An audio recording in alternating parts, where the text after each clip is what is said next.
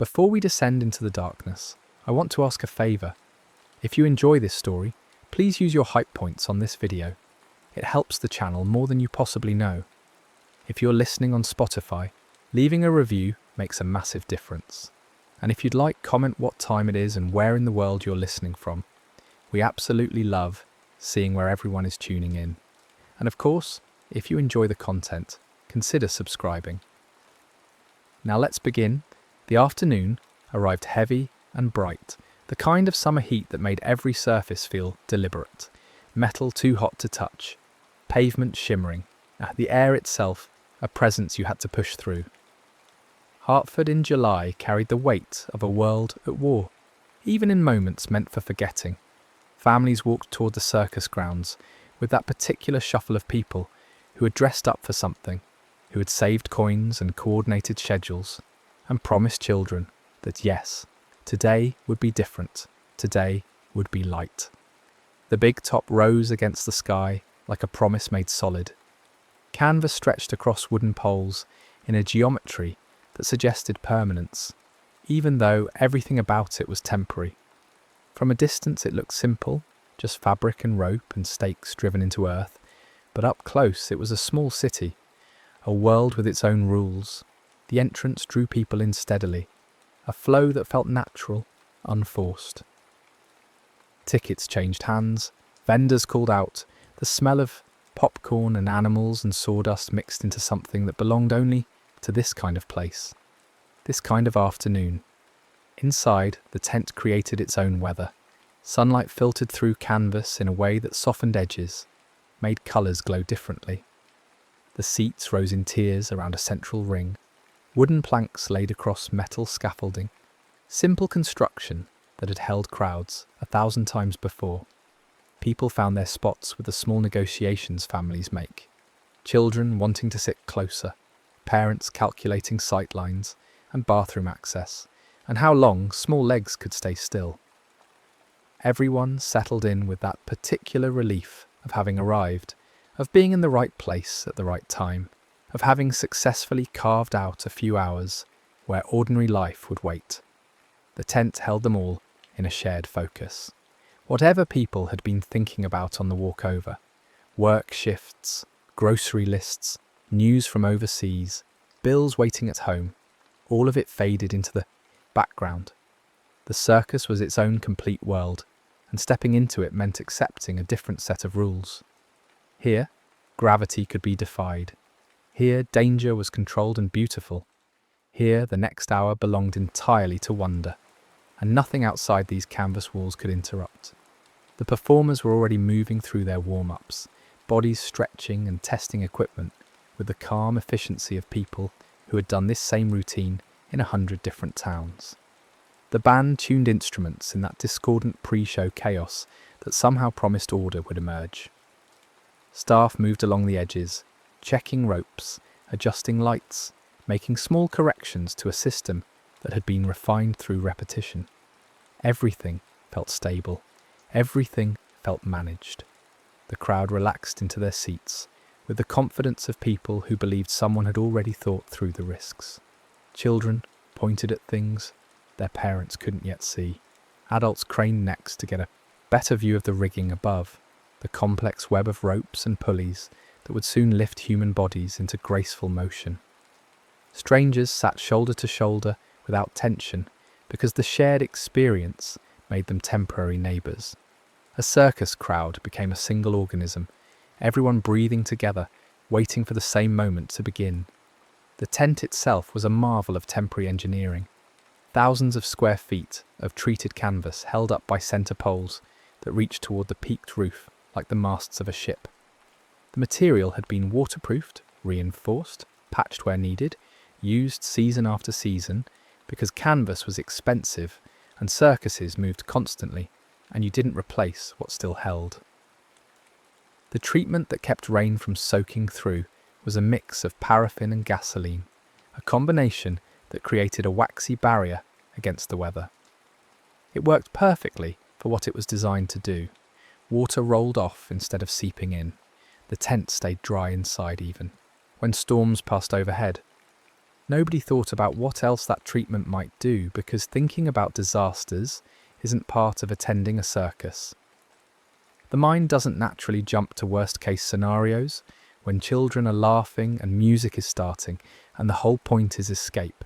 Safety was something handled elsewhere, by other people, in planning stages that the audience never saw. The crowd trusted that someone had checked, someone had measured, someone had made sure the math worked. That trust was invisible, but total. The show began the way circus shows always began, with fanfare, with lights, with the ringmaster's voice cutting through the ambient noise to announce that something extraordinary was about to happen. The crowd settled into attention. The first acts rolled out with practiced timing, acrobats building human pyramids, clowns working the edges for laughs, animals parading in formation. Each segment was designed to build towards something bigger, to create a rhythm that would carry the audience through the full performance without letting attention drift. Parents relaxed into the experience, grateful for something that held their children's focus so completely. This was what they'd come for, a break from heaviness, a few hours where the hardest decision was whether to buy peanuts. The war felt distant here. Money troubles felt distant. Everything sharp and complicated about the world outside these canvas walls seemed to dissolve in the presence of sequins and sawdust and carefully rehearsed grace. The tent worked its quiet magic. The space between the audience and the performers created a kind of boundary where ordinary rules didn't quite apply. Up in the rigging, bodies would soon spin and catch and trust rope and timing with their lives. Down in the ring, danger would be performed as art. The audience could watch, could gasp, could feel the thrill of risk without carrying any of it themselves. That was the contract. The performers took the danger, the audience got the wonder. Everyone went home safe. Except the tent was not a building. It couldn't be. Buildings had foundations sunk into earth, walls that didn't move, exits marked by law and tested by inspectors. The tent was fabric and wood, and temporary by definition. It went up in days and came down just as fast. The materials were chosen for portability, not permanence. The structure was designed to hold against wind and rain and the weight of its own canvas, but it was never meant to face fire. Fire changes everything it touches. It doesn't negotiate. It doesn't wait for permission. It finds fuel and oxygen and heat. And when all three come together in the right proportions, it grows with a speed that human perception struggles to track. In open air, fire can be managed. You see it coming, you move away. You create distance.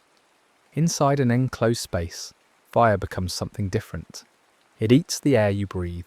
It fills space faster than people can empty it. It turns an environment against the bodies trying to leave. The tent had been designed for weather, for wind, for the ordinary stresses of travel and setup and crowds. But canvas treated with paraffin and gasoline doesn't resist flame. It invites it. The waterproofing that kept rain out would help fire spread, not slow it down. The materials that made the tent functional for its intended purpose also made it vulnerable in ways that weren't obvious until they became catastrophic. Nobody in the crowd was thinking about materials science or combustion rates or evacuation timelines. They were watching the show. A new act was preparing. The high-wire performers, the ones who would walk across space with nothing but balance and a thin strand of rope. The audience leaned forward slightly, readying themselves for the kind of controlled fear that makes entertainment thrilling. And then someone noticed something wrong. It started as a small thing, a flicker of orange light where orange light shouldn't be. Not part of the show, not planned, not controlled.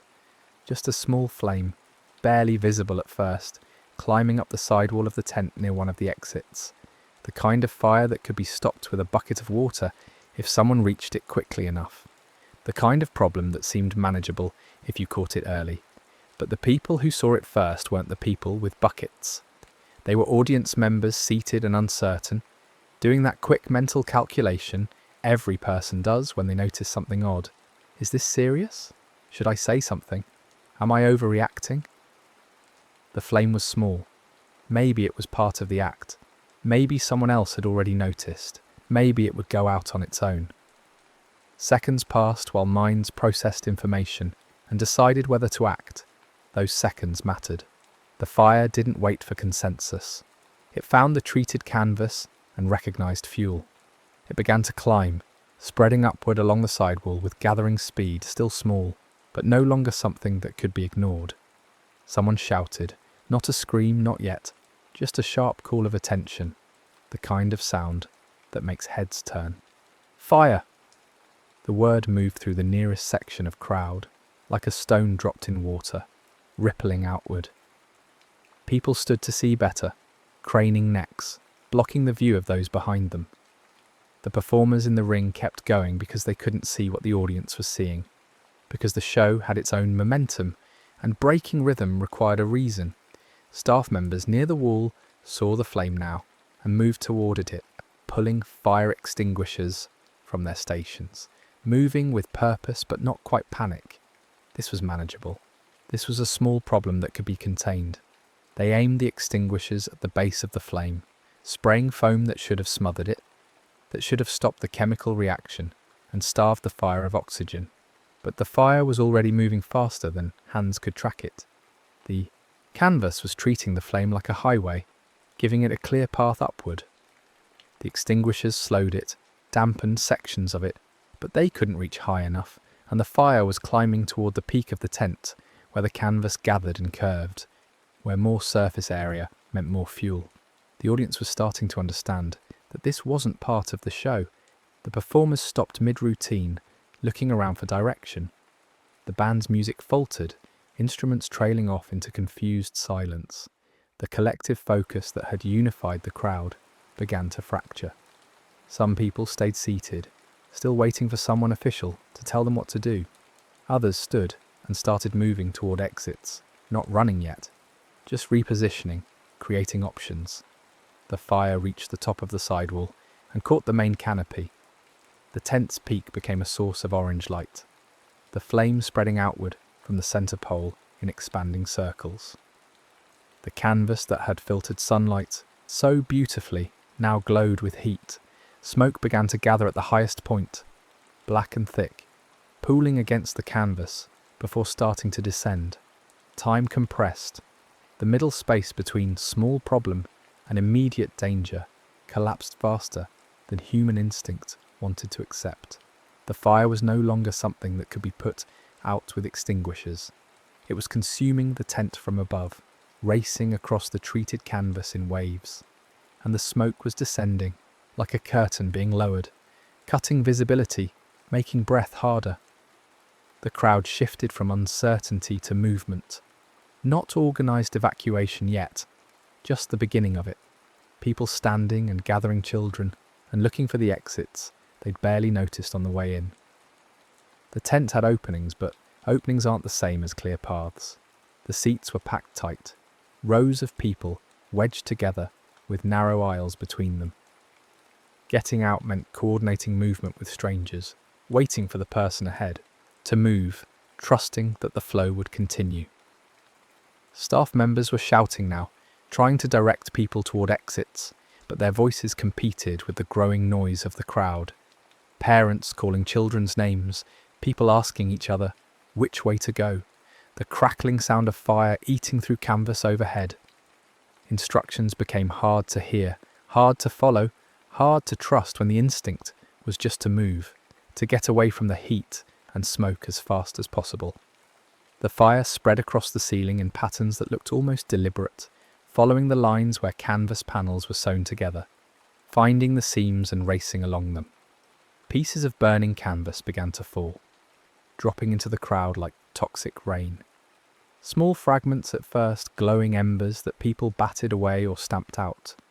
Then larger pieces, sections of flaming material that fell across seats, across shoulders, across the wooden planks people were trying to walk across. Panic arrived not as a sudden switch but as a rising pressure. The crowd's movement accelerated. People started pushing, not out of malice, but out of desperation, everyone trying to reach the same exits at the same time. The aisles became choked with bodies.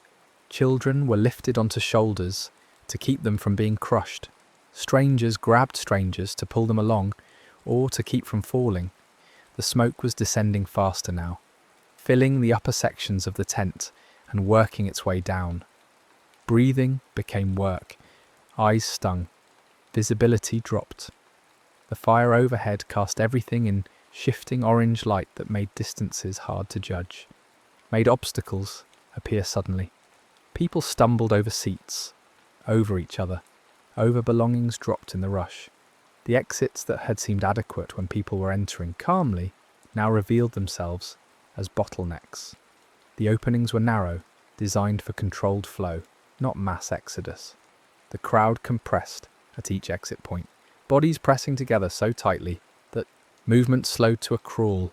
People at the back pushed forward, unaware that the people at the front had nowhere to go, that pressure was building into a dangerous crush. Some people made different choices.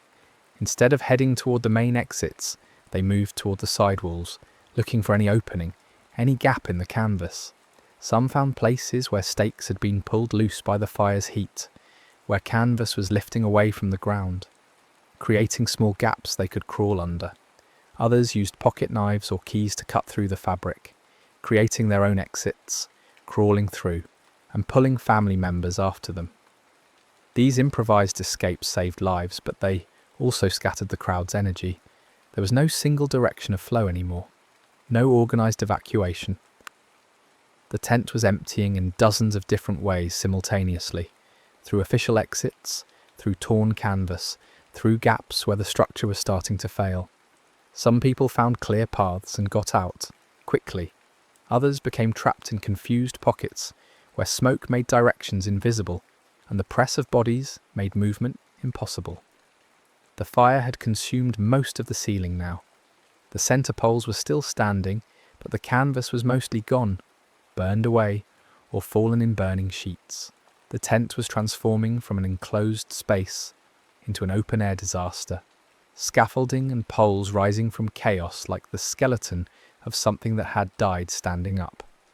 The loss of the ceiling meant smoke could escape upward instead of pooling, which helped those still inside breathe, but it also meant there was no more protection from falling debris.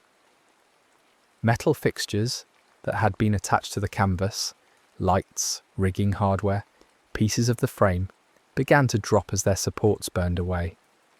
The wooden seats were catching fire now, in places where burning canvas had fallen across them.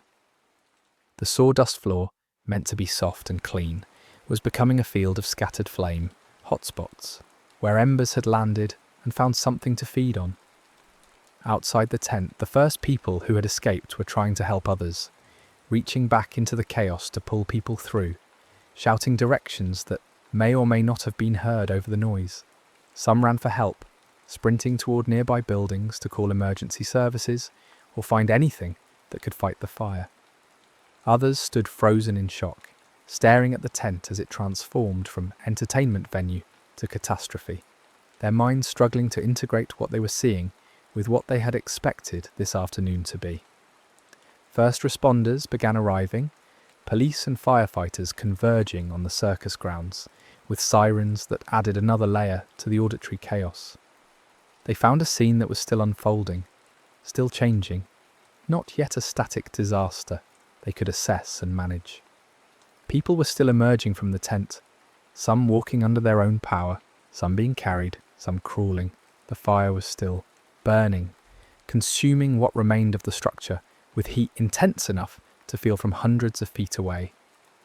The firefighters began working on the flames, training hoses on the burning canvas and wooden structures, trying to prevent spread to nearby buildings and to create cooler zones where rescuers could enter more safely.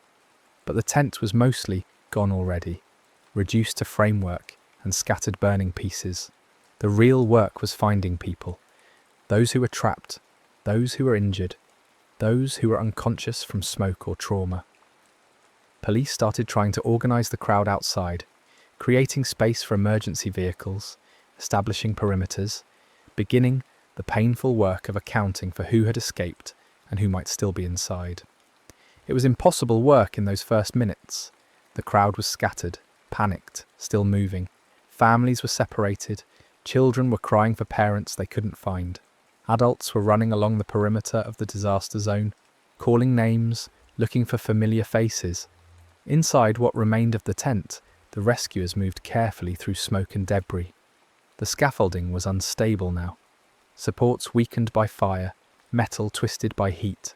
Seats had collapsed in places, creating tangles of wood and metal that had to be moved carefully to avoid further injury to anyone trapped beneath. The sawdust floor was hot underfoot, radiating heat from embers buried in it. They found people in the spaces where crowds had compressed, near exits, under fallen canvas, in corners where panic had driven them and confusion had kept them. Some were conscious and could be helped to their feet and guided out. Others were injured, suffering from burns or crush injuries or smoke inhalation, and had to be carried to waiting ambulances.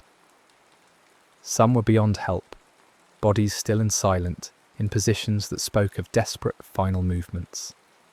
The work of extraction was slow and careful. Each person found required assessment. Could they be moved safely?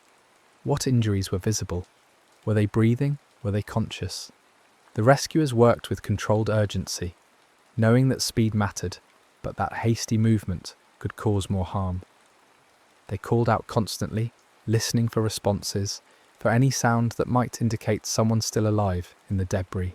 The smoke began to clear as the fire consumed its fuel, and water from the hoses dampened what remained. The scene revealed itself in pieces, sections of collapsed seating, scattered belongings, shoes and bags dropped in the rush, the twisted metal frame of the tent standing like a monument to structural failure. The ground was littered with burned canvas, some pieces still smouldering, others cooled to black ash that crumbled when stepped on. Ambulances lined up outside the perimeter, a fleet of vehicles with doors open and crews ready. The injured were brought out in a steady stream, each one triaged quickly. Who needed immediate hospital transport, who could wait for treatment, who needed only minor first aid. The system worked because it had to, because there were too many people needing help for any hesitation or confusion. Paramedics moved with practiced efficiency, their hands steady, even as their eyes showed the strain of processing the scale of what was happening.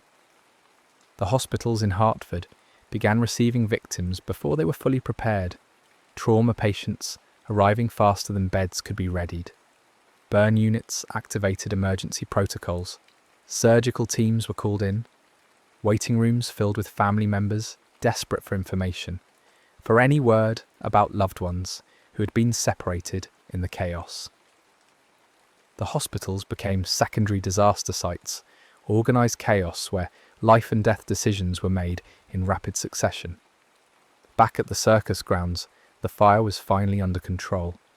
What had been a tent was now just a framework of poles and scattered debris, still smoking but no longer actively burning. The immediate danger had passed, but the work was far from over. The entire area had to be searched systematically, every section of collapsed seating examined, every pile of debris carefully moved and checked for victims.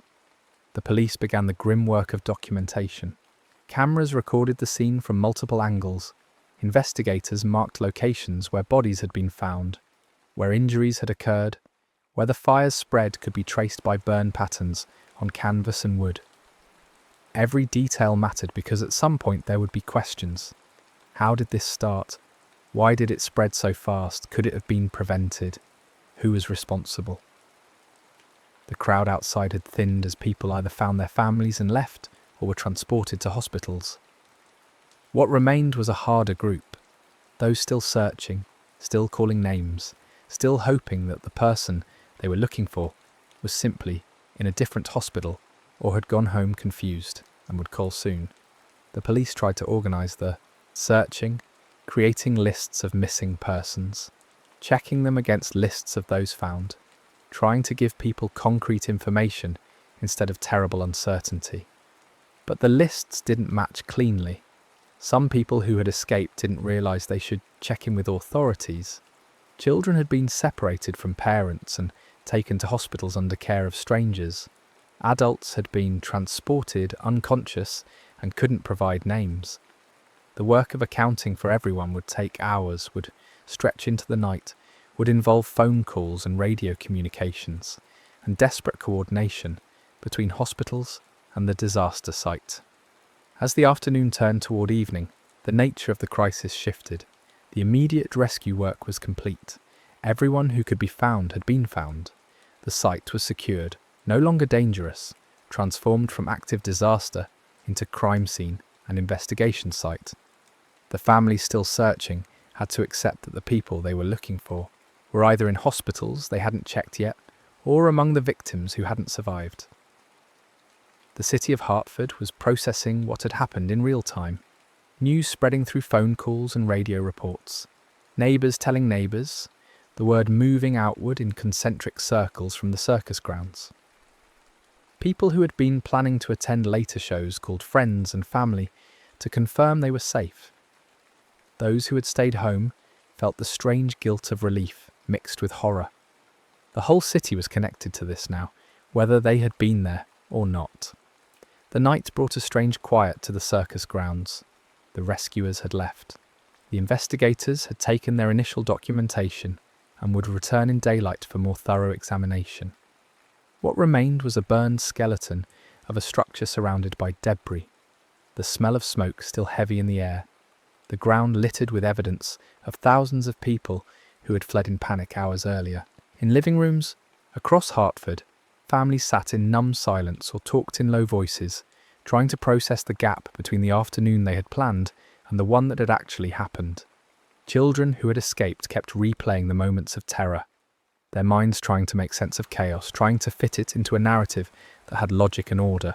Parents held them and offered reassurance that felt hollow, because how do you promise safety after something like this has broken through into ordinary life? The hospitals worked through the night. Surgeons operated on burn victims, trying to save tissue, prevent infection, manage pain. Nurses monitored vital signs, adjusted medications, comforted patients who woke confused and terrified. Social workers helped families navigate the bureaucracy of sudden crisis, insurance, identification, consent for procedures, notifications to extended family. Every room held a small piece of the larger disaster, a single-person story of escape or injury or loss. The morgue became overwhelmed. Bodies arrived faster than they could be processed. Each one required documentation, identification, notification of next of kin. Some had identification in pockets or purses. Others would require dental records or family recognition. The work was careful and respectful, but necessarily slow. And outside, families waited for news that would destroy them, but that they desperately needed to know. The next morning brought investigators back to the site with fresh eyes and daylight. They walked the perimeter, photographed everything, collected samples of burned canvas and wood, measured distances, created diagrams. The fire marshal examined the pattern of burn damage, tracing how the flames had spread, identifying the point of origin near the sidewall exit. Structural engineers assessed the remains of the scaffolding, determining how the collapse had progressed, which supports had failed first.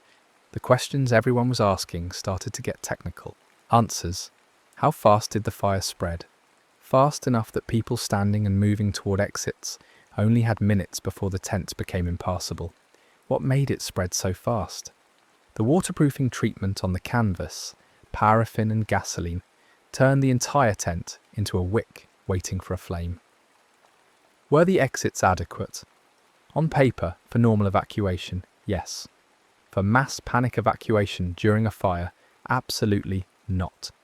Could anything have stopped it once it started? Not with the materials involved and the speed of spread. A few seconds difference in response time wouldn't have changed the outcome. The public wanted someone to blame. Disasters create rage along with grief, a need to identify fault, to find the human error that caused inhuman suffering. The circus management was examined first. What did they know about the fire treatment on the tent? Had they conducted safety inspections? Were staff trained for emergencies? Why weren't there more exits? Why wasn't there a better evacuation plan? The answers were unsatisfying because they revealed not malice but normalcy. The tent had been treated the same way circus tents had been treated for years. The exits met the minimal standards of the time. The staff had fire extinguishers and had attempted to use them. The evacuation plan assumed people would hear instructions and follow them calmly. Every decision had seemed reasonable in the abstract.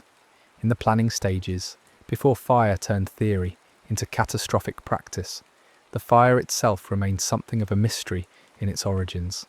The investigation traced it to the sidewall, near an exit, but exactly how it started was never conclusively determined. A discarded cigarette seemed likely, someone stepping outside to smoke, not realizing how close the ember was to treated canvas, or possibly an electrical short in the lighting system. The precise cause mattered less than the conditions that let a small ignition become a deadly fire. Legal proceedings began almost immediately.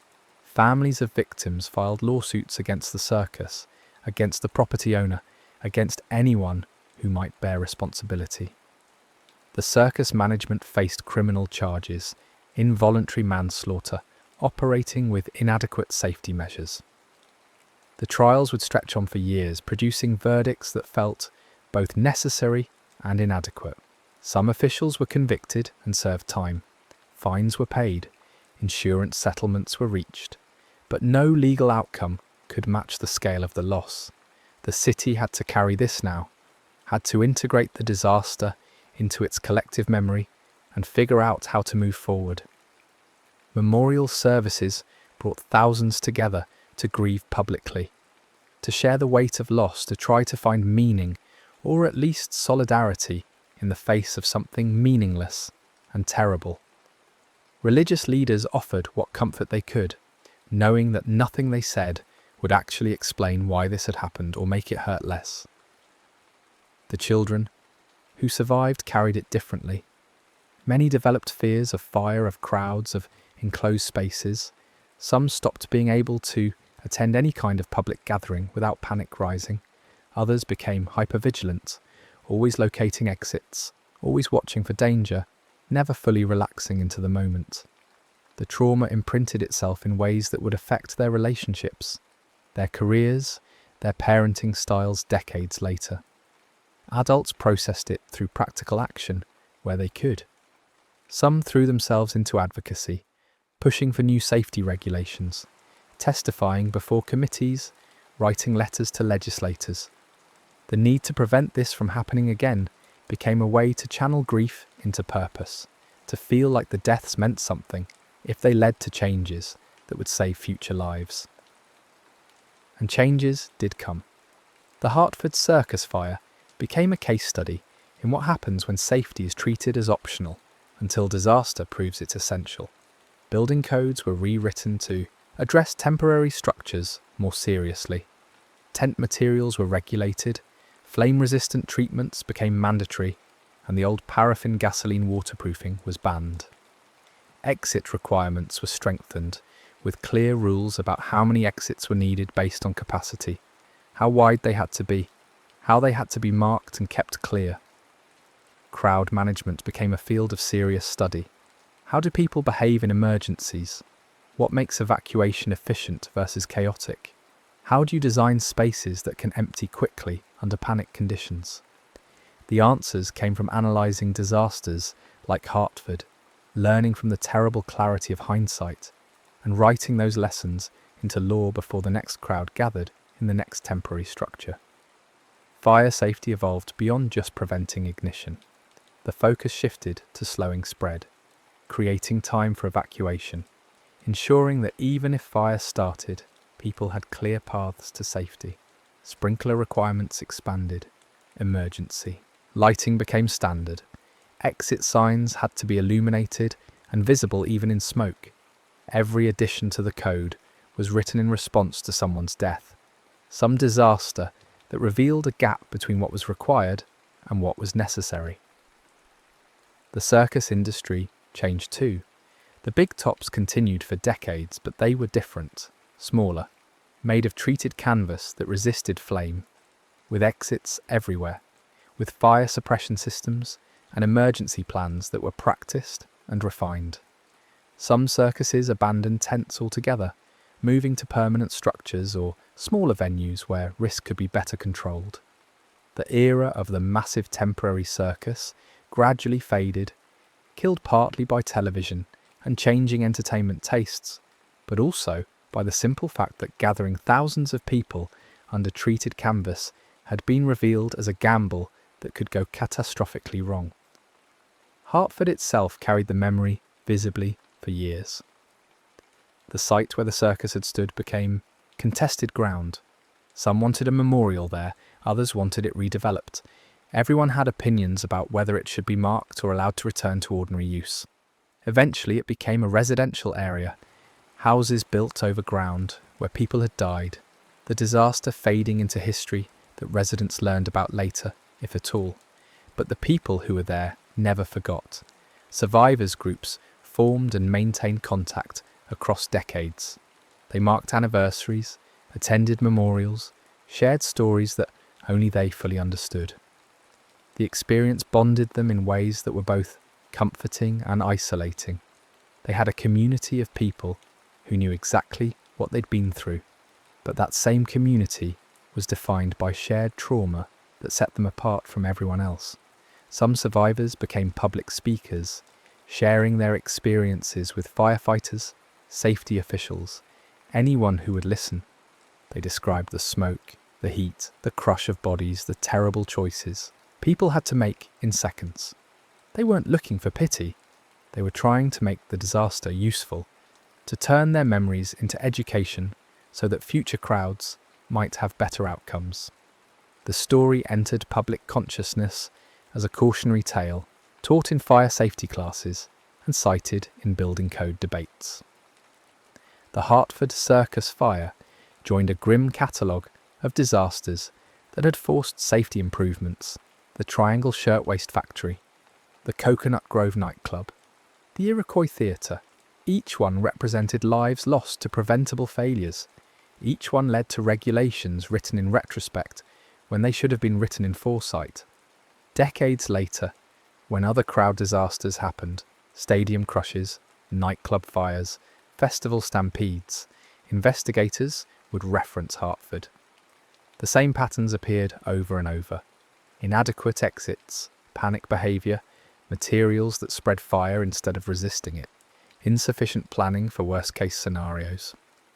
The lesson was always the same: crowds are powerful and vulnerable at the same time, and the responsibility for their safety has to be taken seriously before the emergency, not after. The circus fire became a story grandparents told grandchildren, part of Hartford's identity, like any other historical event. But unlike celebrations or achievements, this story carried weight that never lightened. The numbers, 167 dead, more than 700 injured, remained stark and terrible, no matter how many years passed. Each number was a person, a future cut short, a family torn open, a permanent absence. The way people talked about it changed over time. In the immediate aftermath, there was rage and blame and the need for villains. Later came more nuanced understanding of how disasters are rarely simple stories of good and evil, how they're usually complicated failures involving multiple decisions and assumptions and tiny moments that cascade into catastrophe. The circus management weren't monsters, they were people operating within the normal standards of their industry, standards that proved fatally inadequate when tested. That realization was uncomfortable because it suggested that other normal standards might be equally inadequate, that disaster was always possible anywhere people gathered and trusted that someone else had handled the safety calculations correctly. It meant you couldn't just blame the circus and move on feeling secure. You had to look at every venue you entered and wonder, has someone actually thought this through? Are there enough exits? Would we get out if we needed to? The fire changed how people experienced public gatherings. There was a loss of innocence that couldn't be recovered, a permanent awareness that entertainment spaces carried risk. Parents checked exits before sitting down. People noted where fire extinguishers were located. The easy trust that had existed before Hartford, the assumption that if something was open to the public it must be safe, had been broken and couldn't be fully repaired. Some argued that this heightened awareness was valuable, that people should be conscious of their surroundings and take some responsibility for their own safety. Others felt it was a tragedy that children now grew up learning to be afraid, that the simple joy of attending a show had been complicated by the need to always have an escape plan in mind. The fire also revealed uncomfortable truths about crowd behaviour under pressure. People had pushed and crushed and climbed over each other to escape. Parents had made terrible choices about whether to search for a lost child or save the ones they were holding. Strangers had helped strangers, yes, but strangers had also ignored pleas for help in their own desperate scramble for exits. The disaster stripped away social niceties and revealed raw survival instinct, and what it revealed wasn't always noble or kind. These stories were hard to tell and harder to hear.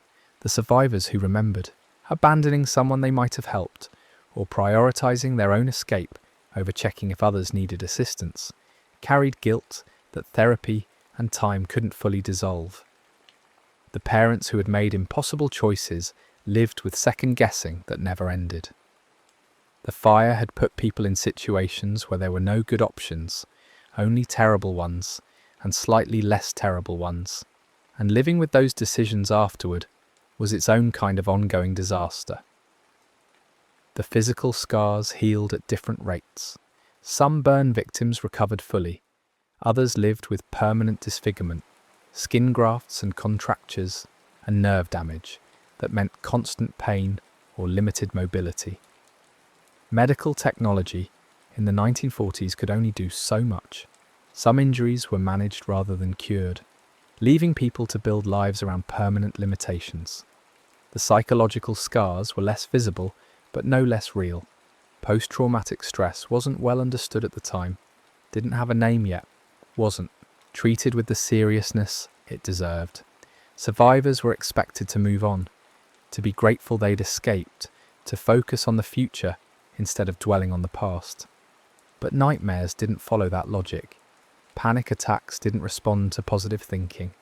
The smell of smoke triggering flashbacks wasn't something you could reason away. Children especially struggled because they lacked the framework to process what they'd experienced. A 5-year-old who watched people die didn't have the psychological tools to integrate that into their understanding of how the world worked. Some became withdrawn, some acted out, some developed phobias or obsessive behaviours. Parents often didn't know how to help because they were processing their own trauma while trying to appear stable enough to support their children. Families fractured under the weight of it. Marriages dissolved when partners couldn't bridge the gap between their different ways of grieving or surviving. Siblings who had been at the circus together developed different relationships with the memory. One might want to talk about it constantly, while the other refused to acknowledge it at all. These differences created distance that sometimes became permanent. The community response evolved over years. Initially, there was enormous solidarity, fundraisers for victims' families, volunteer support, collective mourning. But eventually, that intensity faded, as it always does, as it has to for daily life to continue. People moved away. New residents arrived who didn't have personal connections to the fire, and the disaster became history instead of lived experience for most of Hartford. But for those who had been there, time didn't create the same distance. A lifetime later, survivors could still describe the exact seat they'd been in, the smell of the smoke, the sound of canvas tearing, the heat on their skin. The memory remained vivid and immediate in a way that other childhood memories didn't. The fire had carved itself into their neurology too deeply to fade. The cultural artifacts of the disaster accumulated over time. Books were written, documentaries produced, museum exhibits created. Each one attempted to capture what happened, to explain it to people who weren't there, to preserve the memory for future generations. The challenge was always how to communicate horror without sensationalizing it, how to honor the dead without exploiting their deaths, how to find the line between education and trauma pornography. Some survivors participated in these projects, sharing their stories because they felt a responsibility to keep the memory alive. Others refused all interviews, wanting privacy, wanting to move forward without constantly revisiting the worst day of their lives. Both responses were valid. There was no right way to carry this kind of experience. The fire marshal's final report ran hundreds of pages, documenting every aspect of the disaster in clinical detail. It became a reference text for fire safety officials, studied for what it revealed about crowd dynamics and structural failure, and the terrifying efficiency of flame when conditions are right. The report didn't assign blame in emotional terms. It simply laid out facts, timelines, chemical processes, human behaviours observed. The dry technical language somehow made it more horrifying, reducing human tragedy to data points and burn rates. Insurance companies used the Hartford fire as a case study in risk assessment. The massive payouts forced the industry to recalculate how they evaluated temporary structures and public gatherings. Premiums increased, requirements tightened. Getting insurance for a circus became significantly harder and more expensive, which contributed to the industry's decline in subsequent decades. Urban planning absorbed lessons too. The placement of public venues, the requirements for surrounding access roads, the coordination with emergency services, all of it was influenced by studying how Hartford's response had worked and where it had failed. The fact that hospitals were relatively close had saved lives. The fact that streets were wide enough for multiple emergency vehicles mattered. These weren't accidents, they were planning decisions that proved crucial when disaster struck. The legacy rippled outward in unexpected ways. A generation of Hartford residents who had been children during the fire grew up to become firefighters, safety inspectors, emergency responders. They carried the memory into their professional lives, using it as motivation to prevent similar tragedies. Some became obsessive about exit counts and capacity limits, earning reputations as sticklers or alarmists, but they didn't care. They'd seen what happened when safety was treated casually. Teachers incorporated the fire into local history curricula, not to frighten students, but to teach about community resilience and the importance of safety regulations. Field trips to the memorial site became annual traditions for some schools. Students would stand where the tent had been and try to imagine thousands of people in panic, and the exercise made safety drills feel less silly and more essential. The anniversary each year brought renewed attention, media coverage, memorial services, interviews with aging survivors. The number of people who had been there shrank steadily as decades passed. Each year, someone who had been young then was old now, their memory still sharp about that afternoon, even if other details of their life had faded. Eventually, the survivors became rare enough to be treated as precious witnesses, keepers of first-hand knowledge that would soon be lost entirely. Historians argued about how to contextualize the disaster. Was it an inevitable accident given the technology and safety standards of the time? Or was it a preventable tragedy caused by negligence and cost-cutting? The truth was probably both and neither. It was what happens when normal practices meet abnormal circumstances, when small oversights compound into catastrophe, when trust proves to have been misplaced. The fire existed in that uncomfortable space where blame is diffuse and responsibility is shared, and no single villain can be identified to carry the weight of punishment that grief demands. It was easier when disasters had clear bad actors, when someone had obviously broken rules or acted with knowing malice. Hartford was messier, a cascade of ordinary decisions that produced an extraordinary outcome, a failure of imagination about what could go wrong. That made it scarier in some ways. If the fire had been caused by obvious negligence, you could fix it by punishing that negligence and enforcing stricter compliance. But if it was caused by following normal practices that turned out to be inadequate, that suggested every normal practice might harbour similar hidden dangers. It meant you couldn't just trust that current standards were good enough. You had to constantly question and improve them based on testing and failures and near misses. The Hartford Circus fire became a reference point in safety culture, invoked whenever someone argued against new regulations as unnecessary or too expensive. Remember Hartford became shorthand for small investments in safety prevent catastrophic losses. The argument didn't always win.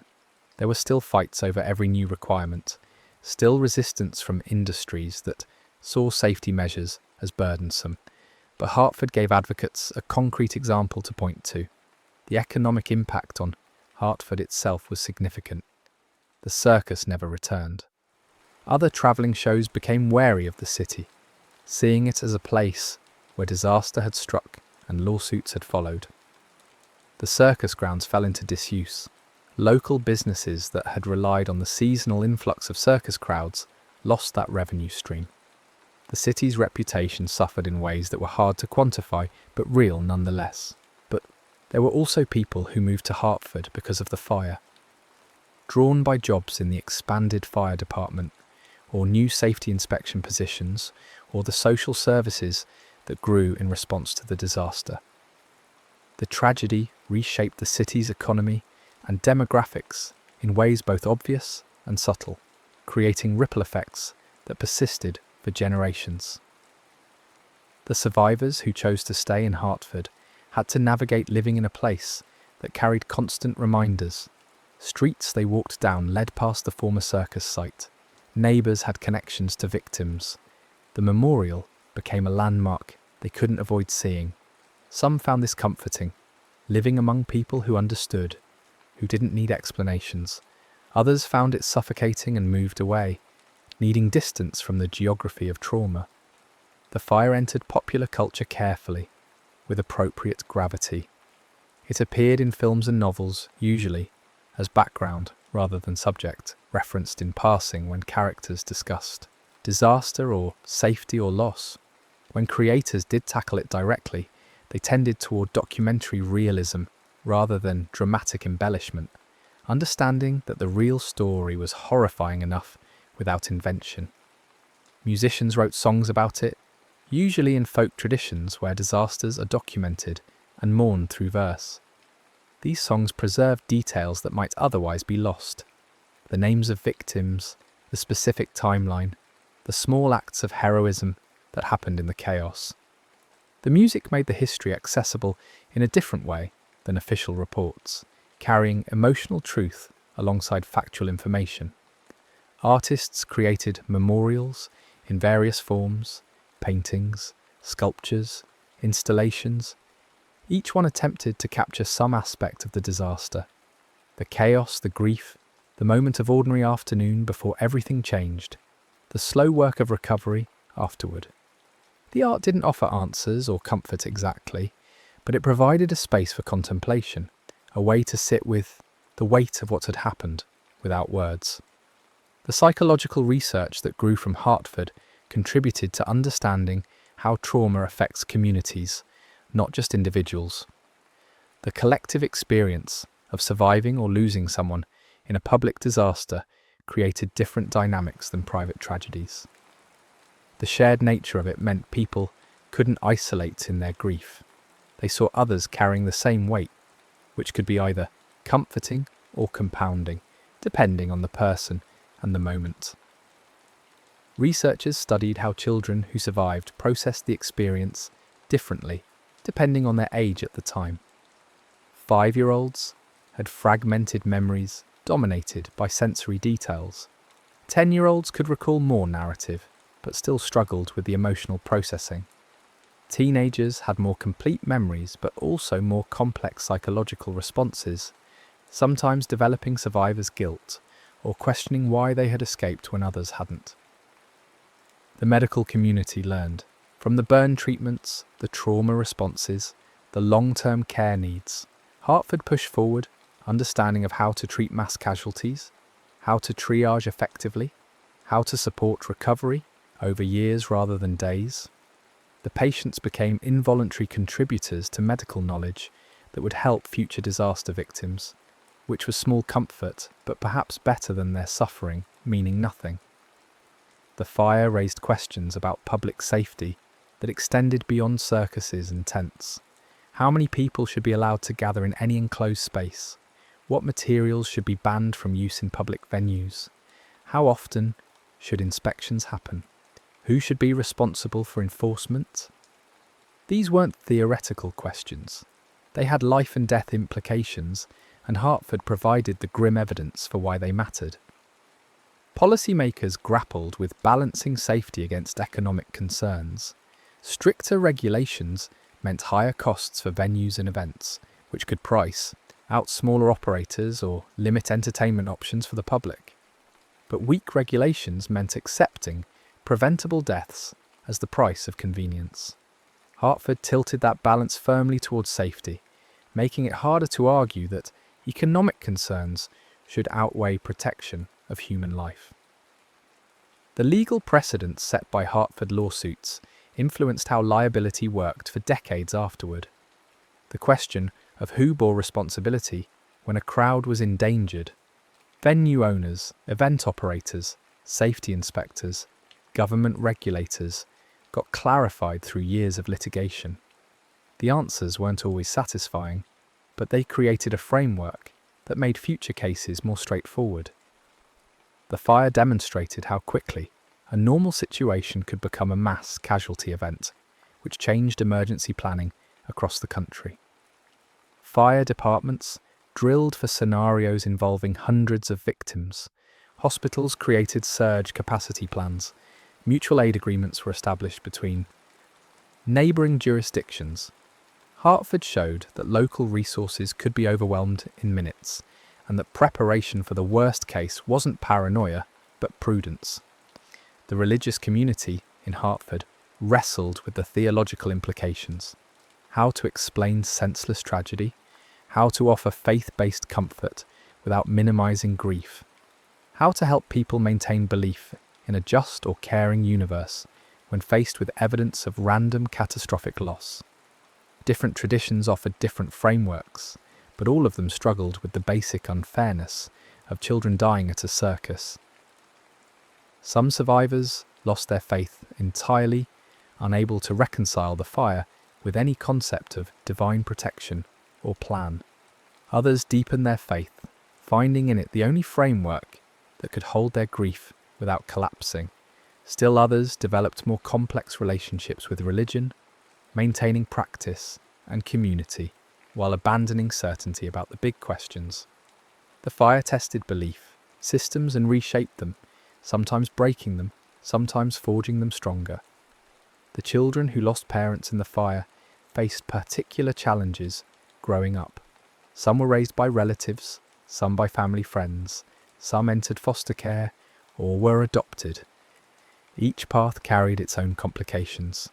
The trauma of the fire was compounded by the loss of stable family structure, by having to navigate childhood and adolescence without the parent who had died, by constant reminders of what had been taken. These children often formed bonds with each other as they aged, finding understanding among others who shared the specific experience of losing family to the Hartford fire. They created informal support networks that persisted into adulthood, checking in on anniversaries, attending memorial services together, offering the kind of support that only someone who truly understood could provide. The passage of time didn't erase the fire, but it did change how it was carried. What had been raw grief became integrated memory. What had been disabling trauma became manageable scar tissue. People built full lives despite the fire, or sometimes around it, finding careers and relationships, and meaning even while carrying permanent loss. The fire didn't define them entirely, but it was always there, a before and after marker that divided their lives into two distinct eras. The documentation of the fire, photographs, films, recordings, became historically valuable but also ethically complicated. Images of people in panic, of bodies being removed, of grief-stricken families. These were real people's worst moments, preserved and potentially exploited. Archives had to balance historical preservation against respect for the dead and traumatized. Some materials were restricted, viewable only by researchers with a legitimate need. Others were made public with appropriate warnings and context. The fire challenged Hartford's civic identity. The city wanted to be known for its industry, its history, its contributions to American life, not for a disaster. But the fire was part of the story, whether anyone wanted it to be or not.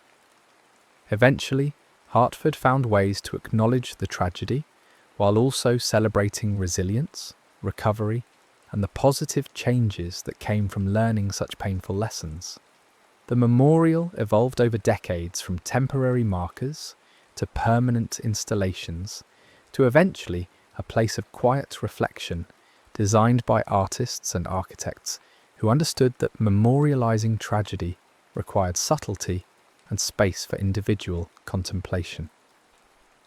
The site became a place where people could sit with their thoughts, where the magnitude of loss was acknowledged without overwhelming visitors, where memory was preserved without sensationalism. Each year, the number of survivors who could attend memorial services dropped. Each year, the living memory became a little more fragile. There would come a time when no one alive had been there, when the fire was entirely historical rather than lived experience. The transition from memory to history happened gradually, person by person, until one day the last survivor would be gone and Hartford would exist only in documents and recordings and second-hand accounts. But the lessons remained embedded in law and practice and culture. Every fire exit sign, every sprinkler system, every capacity limit on a venue was partly Hartford's legacy. Every fire drill that felt tedious was justified by what happened when people didn't have clear evacuation plans. Every regulation that seemed excessive to business owners was written because someone once thought older regulations were sufficient and people died proving them wrong. The Hartford Circus fire stood as a permanent answer to the question of whether safety measures were worth the cost and inconvenience. Yes, they were worth it. Obviously, terribly, undeniably worth it. The fire made that argument with a clarity that no amount of statistics or risk assessments could match. People had burned alive in a tent that could have been made safer. People had been crushed in exits that could have been wider. People had died because prevention seemed expensive until it was compared against the actual cost of disaster. As the sun set on that terrible July afternoon in 1944, and as the sun set on each anniversary afterward, Hartford held the weight of understanding how fragile safety is, how quickly ordinary becomes catastrophic, how trust in public spaces is both necessary and dangerous. The circus had been a place of joy that afternoon, until it wasn't. The tent had been shelter until it became a trap. The crowd had been an audience until it became a panicked mass fighting for survival. And when the fire was finally out, when the last victim was found, when the smoke cleared and the counting was done, Hartford was left to carry what had happened. Not as an abstract lesson about safety, but as a specific, personal, devastating loss that touched families and neighbourhoods and shaped the city's character in ways that would never fully heal. The story ended, in the historical sense, when the flames were extinguished and the investigation concluded and the lawsuit settled. But for those who were there, for those who lost someone, for those who carried burns or trauma or survivor's guilt, the fire never quite ended. It became part of them, integrated into identity, a permanent marker of before and after that shaped every moment that came next. And now, decades later, the fire exists in that strange space where lived memory meets historical record, where personal tragedy becomes public lesson, where specific suffering illuminates general truth about risk and responsibility, and the terrible efficiency of fire when all the wrong conditions align. The Hartford Circus fire remains a reminder that crowds are precious and vulnerable, that safety requires constant vigilance, and that the trust people place in public spaces is a serious responsibility that can never be taken for granted. The afternoon that began with such ordinary hope, families dressing up, buying tickets, walking toward entertainment, ended in smoke and fire and loss that rippled outward through time, touching people who weren't even born yet, shaping regulations and practices and awareness in ways both visible and invisible. The circus came to town, and Hartford learned what happens when temporary structures meet permanent consequences, when safety is assumed rather than ensured, when the gap between good enough and actually safe gets revealed in the worst possible way. And through all of it, through the investigations and the lawsuits and the regulations and the memorials and the decades of processing and integrating and trying to make meaning from meaninglessness, one truth remained constant. The people who died that afternoon deserved better. The people who survived deserved better. And the only way to honour both was to learn every possible lesson and apply them so rigorously that such a disaster could never happen again. The fire burned for less than an hour. The aftermath continues still. The next story is about to begin. Please relax and enjoy.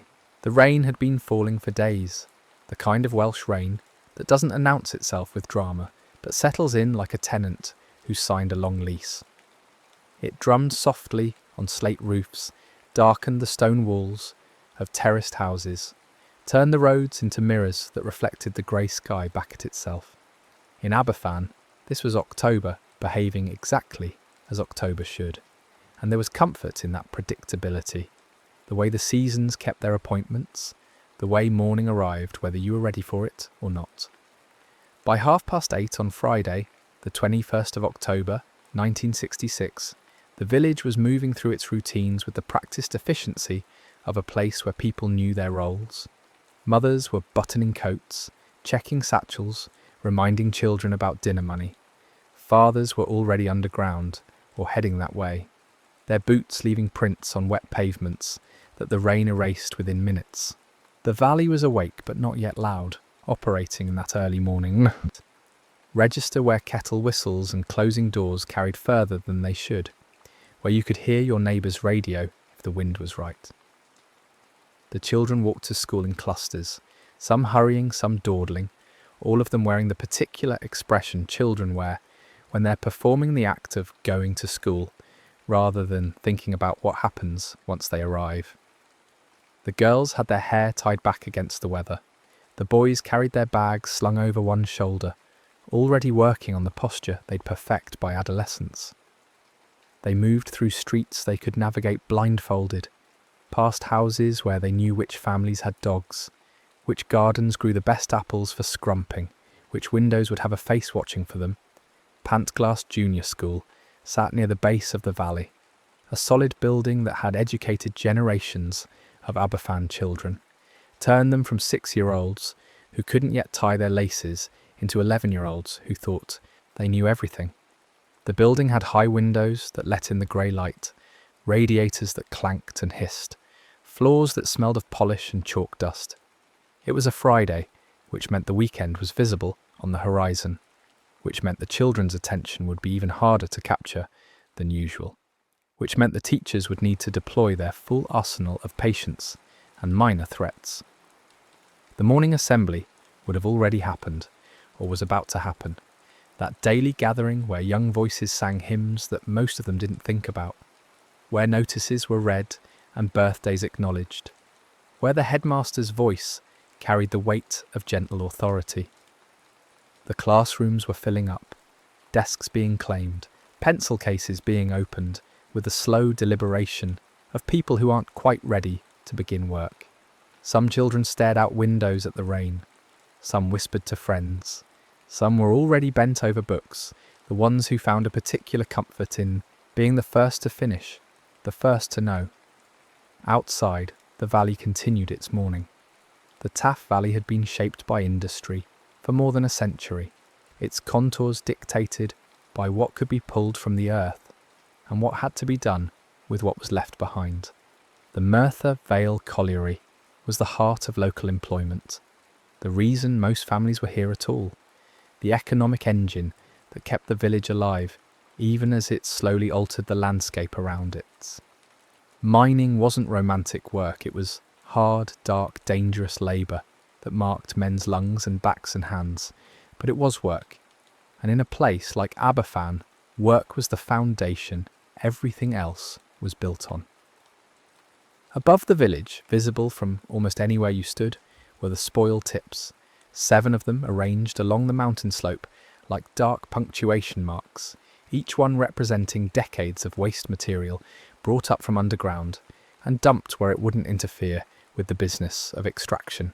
Tip number 7 was the largest and the newest, still growing, still accepting the constant flow of tailings and slurry and all the material the earth offered up that wasn't coal. It rose more than 100 feet high, a steep-sided artificial hill of mining waste that sat directly above Aberfan, held in place by nothing more than its own mass and the hope that mass would be sufficient. To the people who lived beneath it, the tip was simply there, the way mountains are there, the way weather is there. You grew up with it in your peripheral vision. You walked past it, played near it, saw it from your bedroom window. Children who were born after it started growing had never known the mountain without it. Adults who remembered when that particular slope was just a slope had watched it accumulate so gradually that each addition seemed insignificant, and insignificant additions, repeated often enough, stop registering as change. The human eye is excellent at adapting, at normalising, at deciding that what has been there for years will be there for years more. But the tip wasn't a mountain, and it wasn't stable in the way natural geology is stable. It was a pile, and piles have different physics. The waste material wasn't solid rock, but a mixture of fine particles, slag, tailings, and ash, material that could compact, that could shift, that could absorb water and change its properties entirely. When rain fell, it didn't run off the surface like it would on solid ground. It soaked in, saturated the mass, added weight, reduced friction, turned something heavy into something heavy and unstable. The tip wasn't anchored to bedrock. It wasn't engineered to resist lateral forces. It was simply stacked layer upon layer, year after year, rising higher because higher was where there was still room. Beneath tip number 7, unknown to almost everyone, was a natural spring. Water had been flowing there long before the tip existed, following paths underground that had been carved over geological time. When the tip started growing above it, the water didn't stop flowing. It couldn't stop flowing. It simply continued doing what water does, which is move downhill, finding routes through and around obstacles, always seeking lower ground.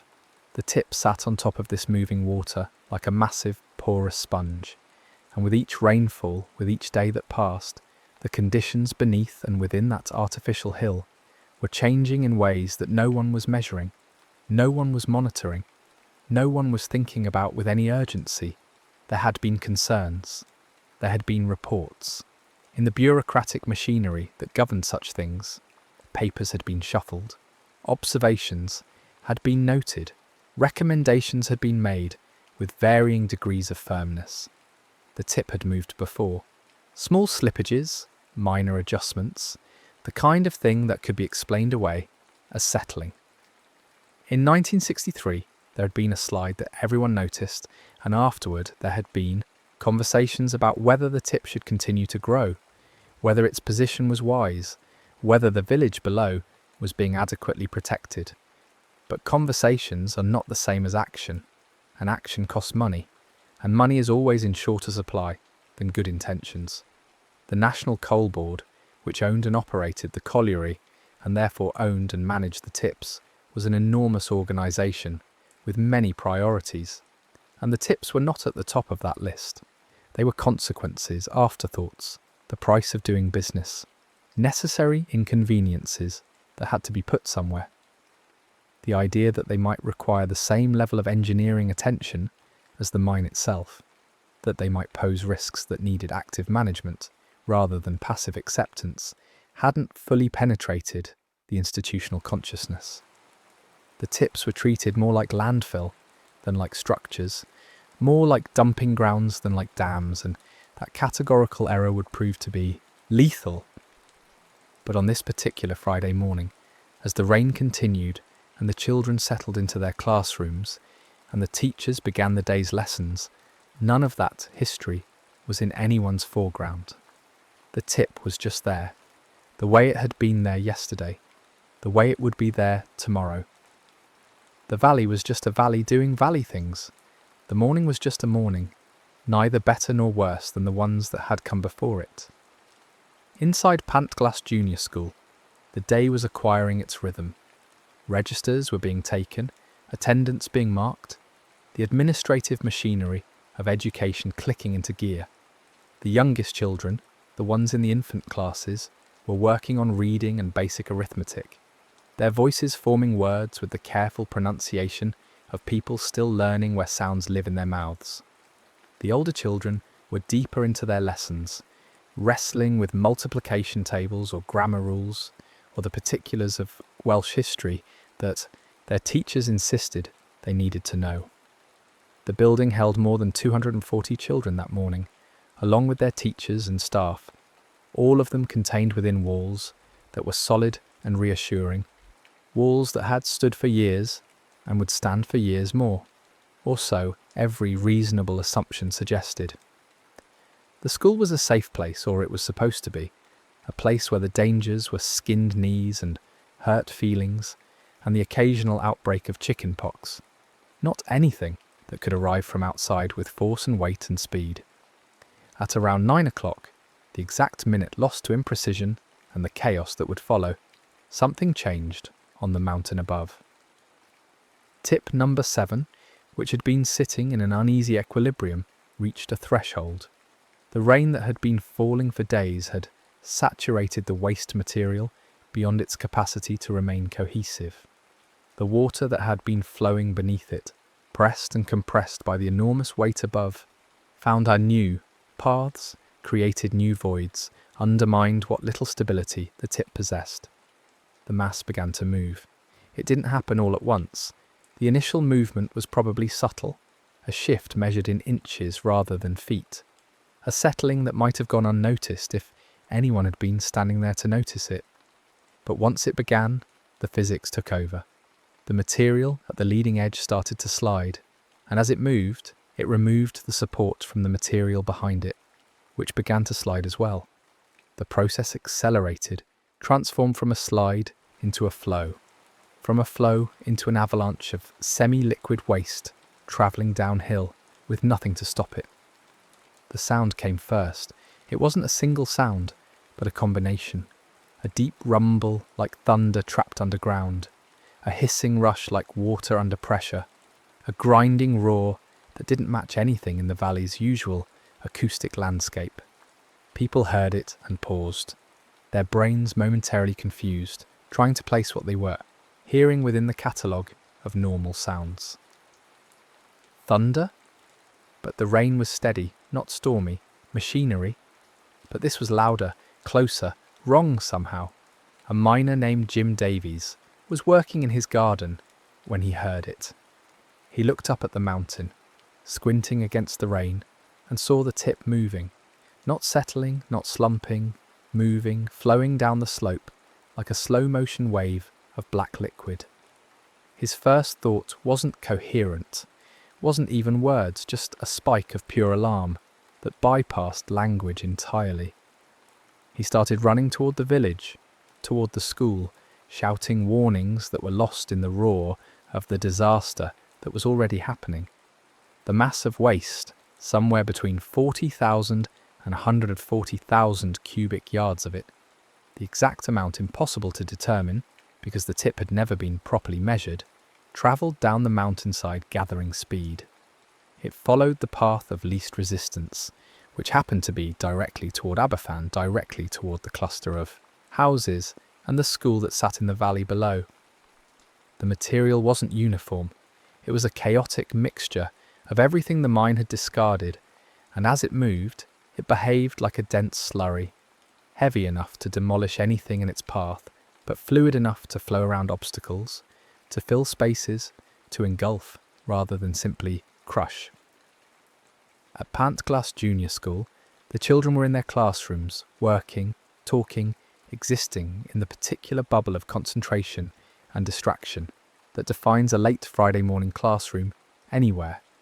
Some of them heard the sound and looked up, curious but not yet frightened. Some of them didn't hear it at all, too absorbed in their work or their daydreams to notice. The teachers heard it and felt the first flutter of unease, the first sense that something was wrong, but they didn't know what, didn't know where to direct their attention, didn't have time to formulate a response. The wave hit the edge of the village at tremendous speed, perhaps 20 miles per hour, which doesn't sound fast until you picture it. A wall of waste as high as a house, moving with the weight of thousands of tons behind it, incapable of being stopped by anything human scale in its path. The first houses it reached were obliterated, not damaged, not collapsed, but erased, reduced to rubble and splinters and fragments mixed into the advancing slurry. The people inside them had no warning, no time to react, no possibility of escape. The school was directly in the path. The black wave struck the building with such force that the structure couldn't resist. The roof collapsed first, driven down by the weight of the material pouring onto it. The walls followed, pushed inward by the pressure from outside. The rooms that had been full of children and teachers and the ordinary equipment of education were suddenly full of coal waste instead. A dense, suffocating mass that filled every space, that crushed and buried and smothered with indiscriminate efficiency. The children in the classrooms experienced something that the human brain isn't designed to process. One moment they were at their desks, in a room with light and air and the familiar presence of their classmates and teachers. The next moment, the world became pressure and darkness and the complete absence of reference points. There was no time for fear to fully form, no time for understanding to catch up with reality. The disaster was faster than thought, faster than reaction, faster than the survival instincts that might have told them to run or hide or protect themselves. Some children survived the initial impact, found themselves trapped in voids created by collapsed furniture, pinned by debris, but still alive, still breathing, still conscious enough to understand that something terrible had happened, even if they couldn't comprehend the scale of it. They called out for help, for their teachers, for their parents, their voices muffled by the tons of waste surrounding them. Some called for a while and then stopped. Some were unconscious from the moment of impact. Some were killed instantly. Their lives ended before their nervous systems could register what was happening. The teachers tried to protect their students, moving with the same instinct that makes parents throw themselves in front of speeding cars to push their children to safety. But there was nothing to do, nowhere to go, no action that could make a difference against that much mass moving that fast. They died alongside the children they'd been teaching, their bodies found later in positions that suggested they'd been trying to shield, to cover, to save somehow, as if love and will could have been enough against the physics of the disaster. The surrounding houses were hit with the same devastating force.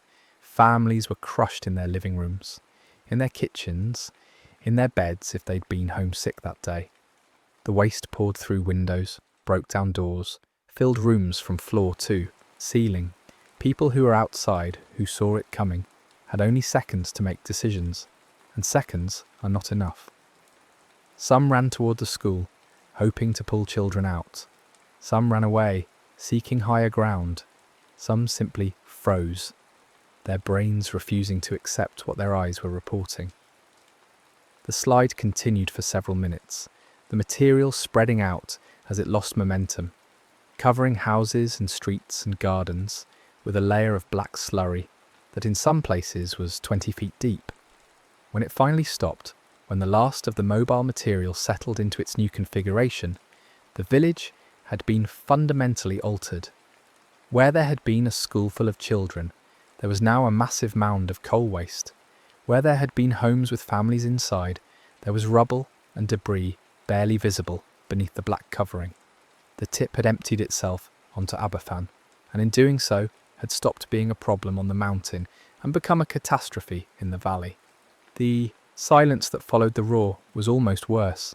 It was the silence of absence, of things that should have been making noise but weren't. No children's voices, no sounds of normal village life, just the rain continuing to fall, the hiss of settling debris, and then the first shouts as people began to understand what had happened and started moving toward the disaster site. The rescue efforts began immediately, organised not by officials or emergency services, but by people, miners who had been underground, parents who had been at home, neighbours who had been going about their morning routines and now found themselves running toward the school with their hands empty and their hearts pounding. They climbed onto the mound of waste and began digging with whatever they could find. Shovels grabbed from garden sheds, their bare hands pieces of broken furniture. The material was thick and heavy, clinging to everything it touched, difficult to move, because moving one shovelful didn't seem to make any difference to the mass of it. The miners knew how to dig, knew how to move earth, knew the particular skills that made underground work possible. But this wasn't underground, and this wasn't coal. This was a chaotic jumble of waste material, mixed with the remains of a school, and the bodies of children, and knowing how to dig didn't make it easier to process what they were digging for. They worked with desperate speed, calling out to encourage each other, listening for any sound that might indicate life beneath the surface, their faces and hands turning black from the slurry. Within an hour, hundreds of people were on site. Miners from the morning shift had been brought up from underground and sent directly to the school. People from neighbouring villages had heard what happened and driven or walked or run to help. The police arrived, then the fire brigade, then ambulances that quickly realised they would need more ambulances, many more, or perhaps not ambulances at all, but hearses. The rescue effort had the urgency of people who believed that speed might matter, that children might be trapped but alive, that there was still time to make a difference, and there was, for a few. The first survivor was pulled out around 11 a.m, a boy who had been trapped in a pocket of air, barely conscious but breathing. His rescue triggered a surge of hope, a collective belief that if one child had survived, others might have as well. The digging intensified, became more systematic, with lines of people passing debris backward, clearing spaces, listening, probing, refusing to accept that the mountain of waste in front of them was anything other than an obstacle between them and the children who must still be alive underneath. More children were found alive. 8 in total were pulled from the wreckage with pulses, with breath, with the miraculous resilience that sometimes allows the young to survive what would kill adults. Each rescue was celebrated with tears and shouts and a momentary lifting of the grief that was already beginning to settle over the site like fog. But 8 wasn't enough. 8 was wonderful and terrible at the same time, because it meant survival was possible, but also that it was rare. And with every hour that passed, the likelihood of finding more survivors decreased. The digging continued through the day and into the night. Floodlights were brought in, powered by generators, casting harsh white light over the scene and creating shadows that made the work even more surreal. The rain kept falling, turning the rescue site into a slick, treacherous landscape, where footing was uncertain and every step risked disturbing the unstable debris. People worked until they couldn't lift their arms, then rested for a few minutes and returned to work. The initial wave of adrenaline gave way to exhaustion, but the exhaustion didn't slow them down. They kept digging because stopping meant accepting what they weren't ready to accept. The bodies, when they were found, were often so covered in slurry that identification was impossible on site. Children were laid out in rows as they were recovered, their faces cleaned gently by volunteers who performed this awful task with as much dignity as they could muster. Parents who had been waiting for news, hoping against hope, were brought to identify their children, a process that involved looking at faces rendered unfamiliar by death and dirt, searching for the particular curve of a nose or the shape of an ear that would confirm what they already knew but hadn't wanted to believe. The mathematics of the disaster were becoming clear. The school had held more than 240 people. The 8 children pulled out alive were the only ones who would be pulled out alive. The rest, 116 children and 28 adults, were dead, killed in moments by a disaster that had been preventable, that should have been prevented, that existed only because decisions had been made or not made by people who would never face the consequences of those choices the way Aberfan was facing them now. By Saturday, the focus had shifted from rescue to recovery. The bodies needed to be extracted, identified, returned to their families. The site needed to be cleared, made safe, documented for the inquiries that everyone knew were coming. The work was slower now, more careful, marked by a different kind of determination. This wasn't about saving lives anymore. It was about bearing witness, about refusing to let the mountain keep what it had taken, about performing the basic human duty of bringing the dead home. The village was no longer just a village. It had become a national tragedy, a news story that dominated headlines across Britain and beyond. Journalists arrived with cameras and notebooks. Politicians came to be seen offering condolences. The Prince of Wales visited and spoke with survivors and rescue workers and families who had lost children. The attention was both necessary and intrusive, both validating and overwhelming. Aberfan wanted the world to know what had happened, but it also wanted to be left alone to grieve, and there was no way to have both. The funerals began. Some families buried their children individually, private services held in small chapels with only close family present. Others participated in mass funerals, overwhelming gatherings where coffins were lined up in rows, where the hymns couldn't quite cover the sound of sobbing, where the sheer number of the dead made abstract grief into something physical and crushing. The village cemetery filled with graves, so many of them small, so many of them for children who should have had decades more life ahead of them. The public responded with an outpouring of sympathy and financial support. Donations poured in from across the country and around the world, money intended to help the village recover, to provide for the families who had lost breadwinners, to rebuild what had been destroyed. The Aberfan Disaster Fund collected enormous sums, though what the village needed wasn't money, but time travel, wasn't sympathy, but reversal, wasn't aid, but the impossible return of their children to life.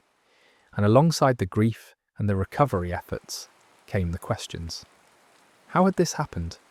Why had a massive unstable tip been allowed to sit above a populated area? Who had known about the risks, and what had they done, or failed to do, about them? The National Coal Board, when asked, offered explanations that sounded more like excuses. The tip had been managed according to standard practices, the risk had been judged acceptable, the disaster was a terrible accident, a confluence of unfortunate circumstances, not something that could have been predicted or prevented. But the evidence suggested otherwise. Documents emerged showing that concerns had been raised about tip number 7 years before the disaster. Engineers had noted its instability, local officials had worried about its position above the village. The tip had moved before, had shown clear signs that it was not a stable structure. But the warnings had been noted and then ignored, filed away, allowed to sit in bureaucratic limbo, while the tip kept growing and the village kept living beneath it, unaware that the danger was both known and unaddressed. A tribunal was established to investigate the disaster, led by Lord Justice Edmund Davies. The inquiry heard testimony from National Coal Board officials, from engineers, from villagers, from anyone who had relevant knowledge about the tips and their management. The evidence painted a damning picture. The tip had been built on a spring, which was exactly the wrong place to put thousands of tons of loose material. The Coal Board had been aware of this. They had been aware that water was undermining the tip. They had been aware that it had moved before, and they had done nothing sufficient to address these problems. The tribunal's report, published in 1967, was unsparing in its conclusions. It found the National Coal Board entirely responsible for the disaster. a consequence of their bungling ineptitude and failure to properly manage the tips. It found that the disaster could and should have been prevented. It found that the village had been failed by the very institution that employed most of its residents, that the coal board had prioritised convenience and economy over safety, and that the price of this failure had been paid in the lives of children. But finding fault didn't bring anyone back. The tribunal's conclusions were important for the historical record, for establishing truth, for providing a foundation for future policy. But they didn't undo what had happened. They didn't make the families whole. They didn't return the morning of October 21st to the realm of ordinary Fridays that lead to ordinary weekends, and then back to ordinary weeks. The policy changes that followed were significant.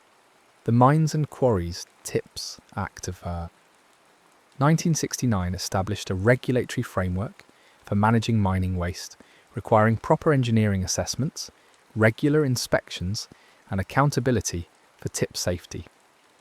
Before Aberfan, there had been no specific legal requirements governing spoil tips at all. They existed in a regulatory void, managed by custom and convenience rather than by enforceable standards.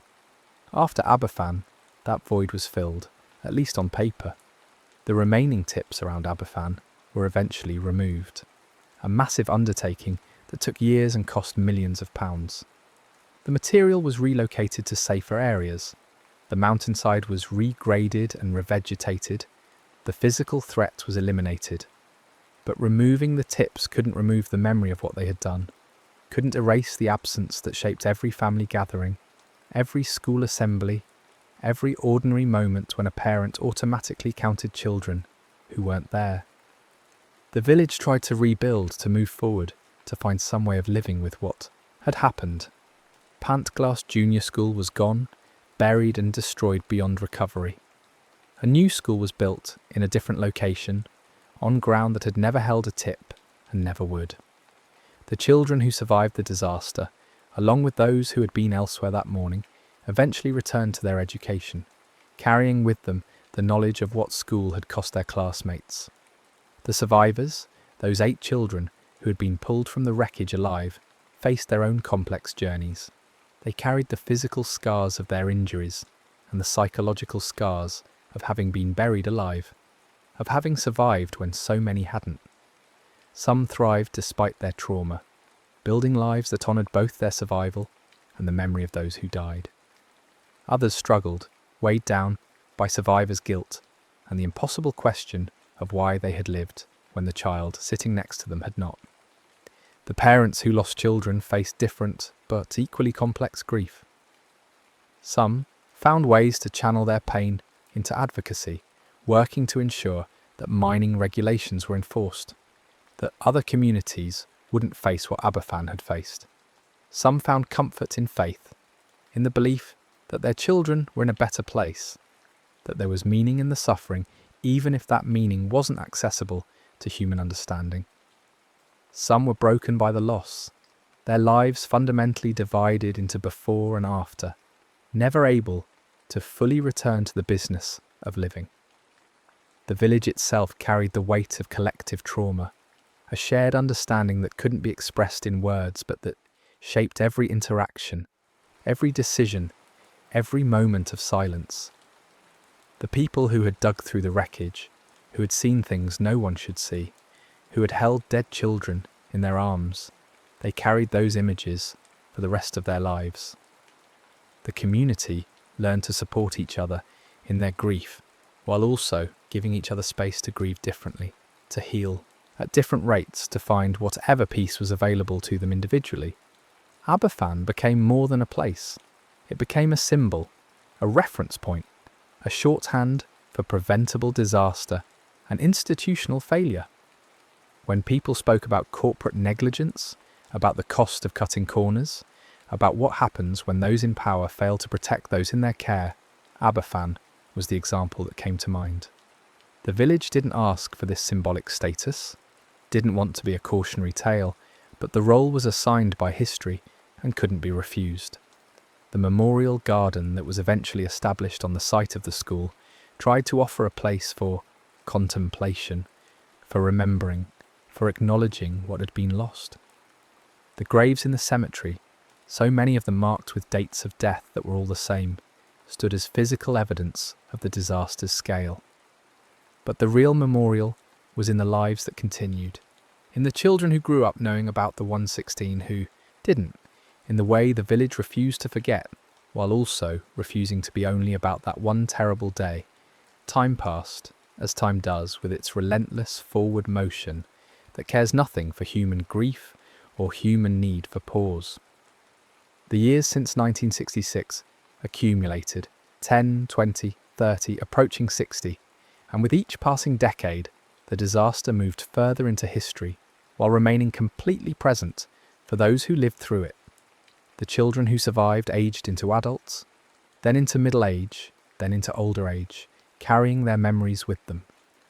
The parents who lost children aged too, their grief not lessening but changing shape, becoming something they learned to live alongside rather than something that consumed them entirely. The village changed in other ways as well. The coal industry that had defined it for generations went into decline, the mines closing one by one as economics and policy shifted away from coal. The Merthyr Vale colliery, which had employed most of Aberfann's men, closed in 1989, ending more than a century of mining in the area. The village had to find new economic foundations, new reasons for existing beyond serving the needs of extraction. Some people left, seeking work elsewhere. Others stayed, committed to the place despite, or perhaps because of its history. But what happened on that October morning in 1966 never really left. It couldn't leave. It was woven into the fabric of the place, into the stories families told, into the silences that fell when certain topics came up, into the way people looked at the mountain where the tips used to be. The disaster had changed Aberfann's relationship with the landscape, had made it impossible to see the valley as just a valley, the mountain as just a mountain. Every view was overlaid with memory. Every rainy day carried echoes of that rainy day. The lessons of Aberfan, the official ones, were incorporated into policy and practice. Mining waste management became a regulated activity with clear standards and accountability. Other countries examined their own spoil tips with new urgency, recognising that if it could happen in Wales, it could happen anywhere, that mining waste was stored above populated areas.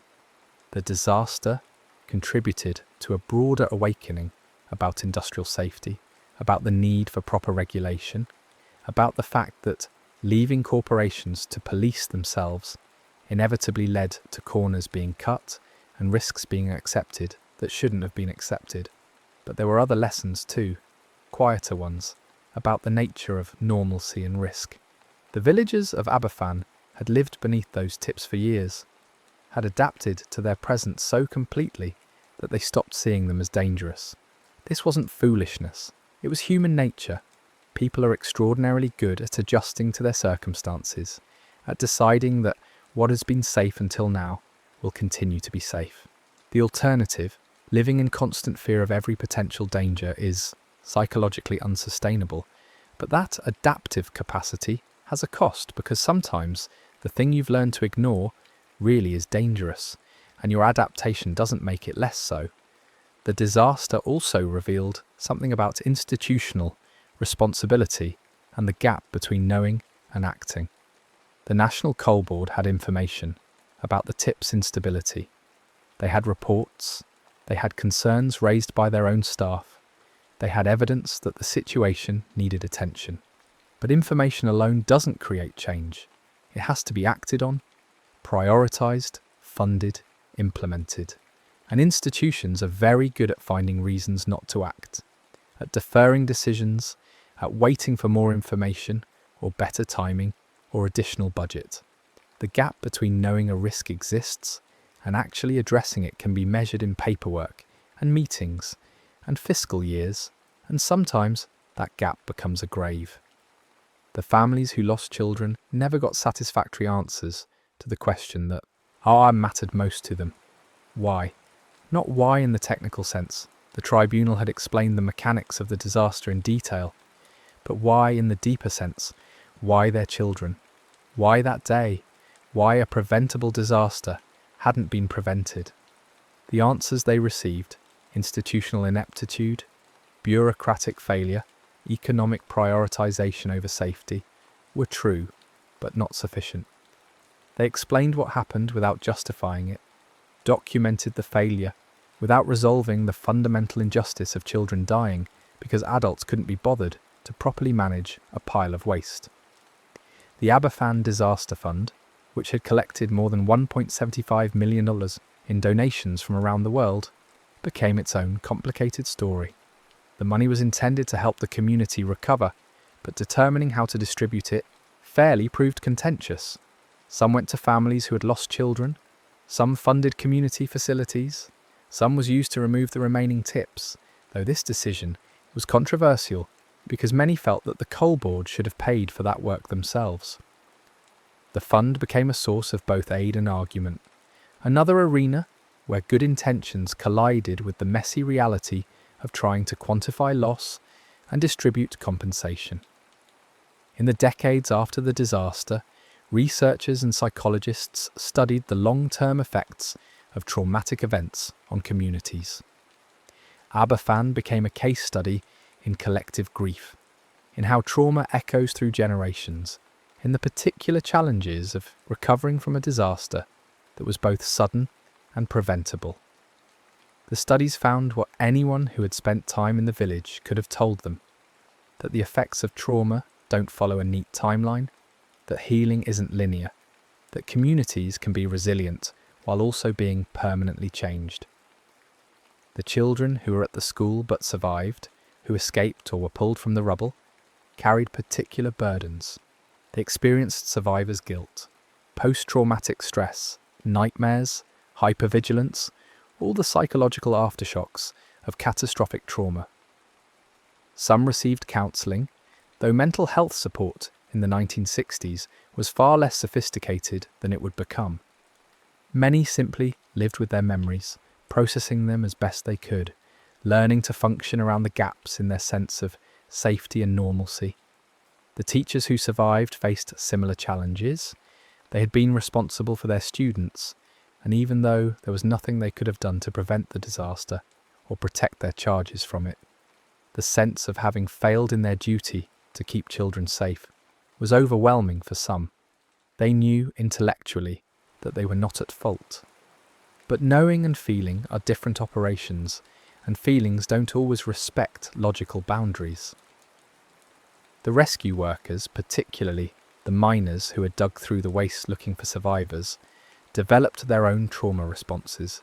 They had seen things in those hours and days that couldn't be unseen, had touched and held and moved bodies, had hoped and then had those hopes crushed repeatedly. Many struggled with nightmares, with intrusive memories, with the way ordinary things, the sight of coal, the smell of damp earth, the sound of rain, could trigger overwhelming emotional responses. The village developed rituals of remembrance, ways of marking the anniversary each year without letting it consume the entire community. There were memorial services, moments of silence, gatherings at the cemetery. The rituals served multiple purposes: honouring the dead, supporting the bereaved, ensuring the disaster wasn't forgotten, and also providing a contained space for grief so that the other 364 days could be devoted to living rather than mourning. The relationship between Aberfan and the National Coal Board remained complicated.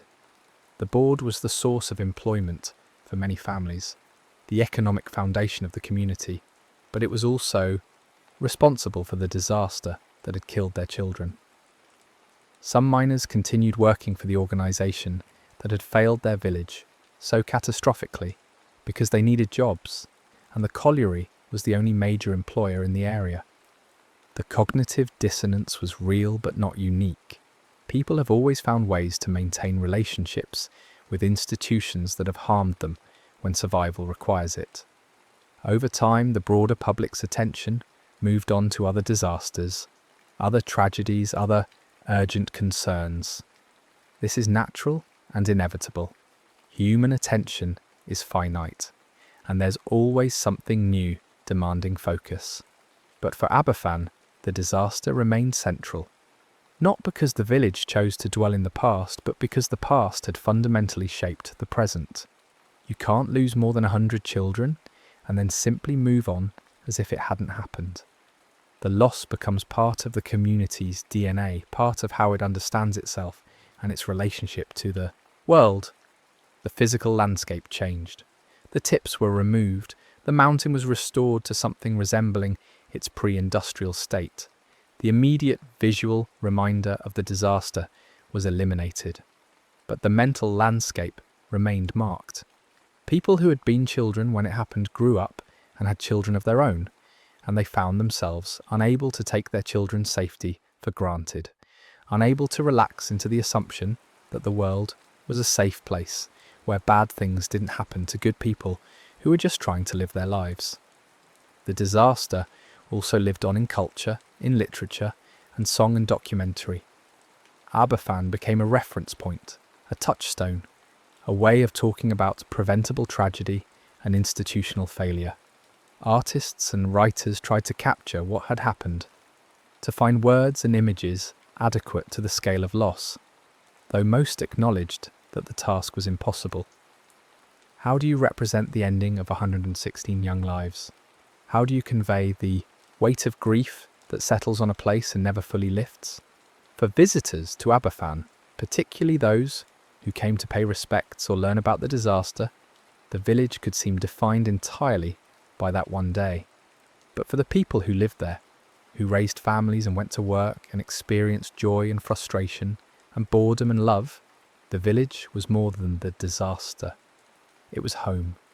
It was a place where life continued, where babies were born and couples married and gardens grew and ordinary time passed. The disaster was part of the story, but not the only story, even though it was the story the outside world wanted to hear. The survivors aged into older adulthood and eventually began to pass away from natural causes. Each death was noted, mourned, marked as the loss of someone who carried direct memory of the disaster. There was an awareness that, eventually, all the people who remembered that day firsthand would be gone, and the disaster would exist only in historical, record and collective memory rather than in living experience. This transition was both natural and melancholic, a recognition that time does what it does, moving everyone and everything further from the events of the past, but also that something important gets lost when direct memory becomes historical account. The question of how to remember Aberfan responsibly became more pressing as the years passed. Too much focus on the disaster risked reducing the village to a tragedy, to a place defined only by loss. Too little risked allowing the lessons to fade, the institutional failures to be forgotten, the preventable nature of the disaster to be obscured by time. The balance was difficult to strike, and different people had different views on where it should be set. The younger generations, those born after the disaster, had their own complex relationships with Aberfan's history. They grew up knowing the story, learning about it in school, hearing it from family members, seeing the memorials and the cemetery. But it wasn't their lived experience, it was inherited history, important but at one remove. Some felt burdened by it, by the expectation that they should carry forward the memory and the grief. Others felt connected to it in ways that gave them a sense of identity and purpose. All of them had to navigate what it meant to be from Aberfan, to carry that identity in a world where the name itself evoked immediate associations with disaster. The disaster raised questions that extended beyond Aberfan itself. What is the acceptable level of risk in industrial activity? Who gets to decide what risks are acceptable, and who bears the consequences when those calculations prove wrong? How do you balance economic priorities against safety concerns? How much regulation is necessary to prevent corporate negligence? And how much is excessive interference in business? These questions didn't have simple answers, and the debates they generated continued long after the specific circumstances of Aberfan had been addressed. There was also the question of what counts as justice. The tribunal had found the National Coal Board responsible. New regulations had been implemented. The tips had been removed. But none of this brought the children back, and none of it felt to many families like adequate recompense for their loss.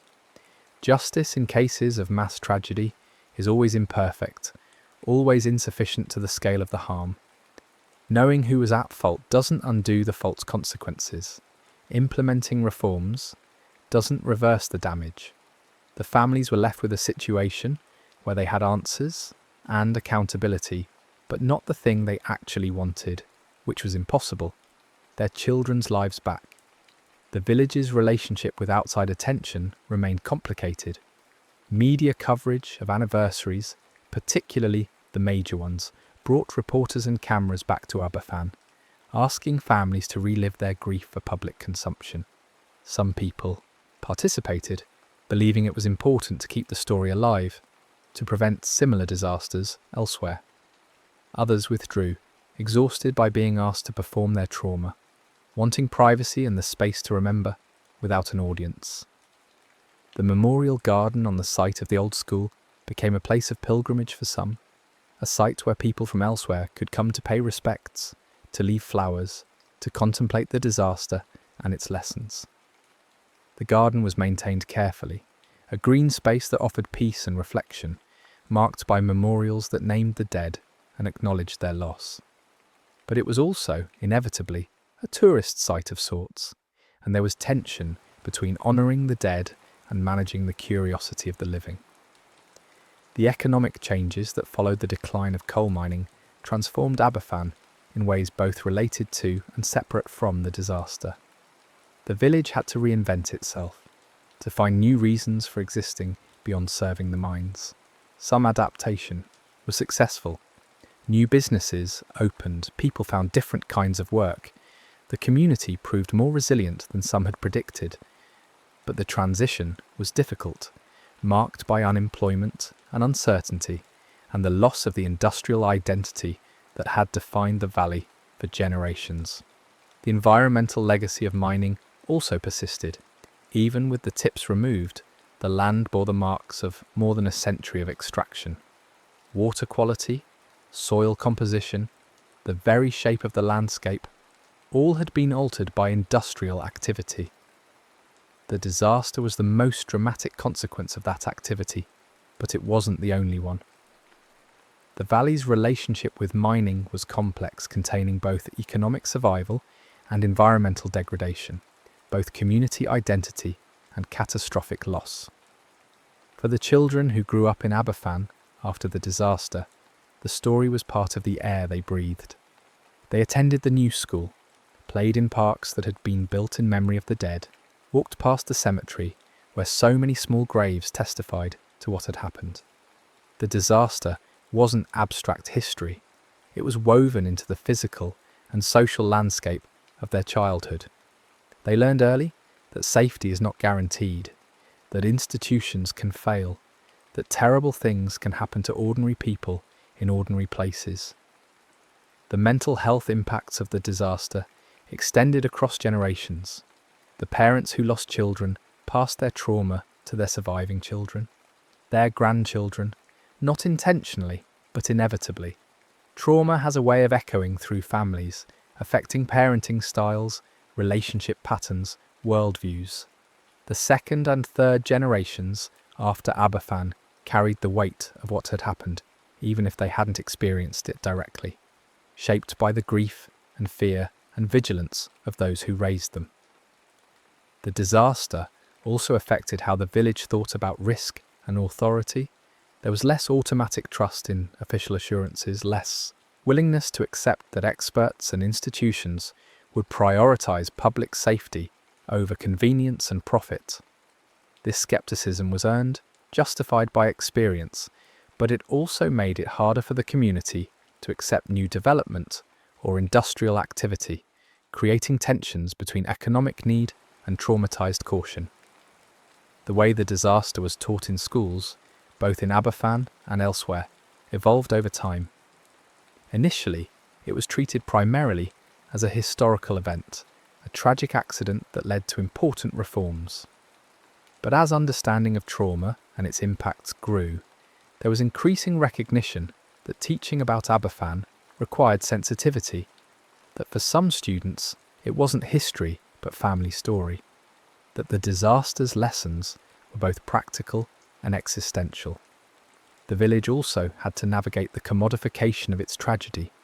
Books were written, documentaries were made. The disaster became source material for artists and writers who had no personal connection to Aberfan. Some of this attention was respectful and useful, contributing to public understanding and preventing similar disasters. Some felt exploitative, treating the village's grief as raw material for entertainment or career advancement. The community had little control over how its story was told by others, adding another layer of powerlessness to the original trauma. As the 50th anniversary approached in 2016, there was renewed media attention and public interest. The anniversary was marked with major memorial services, new documentaries, extensive press coverage. For some in Aberfan, this was an opportunity to ensure the disaster wasn't forgotten, to educate new generations about what had happened and why. For others, it was exhausting, a forced return to the worst day of their lives, for the benefit of people who would soon move on to other concerns, while the village remained shaped by its loss. The physical memorials, the garden, the graves, the plaques and monuments required ongoing maintenance and care.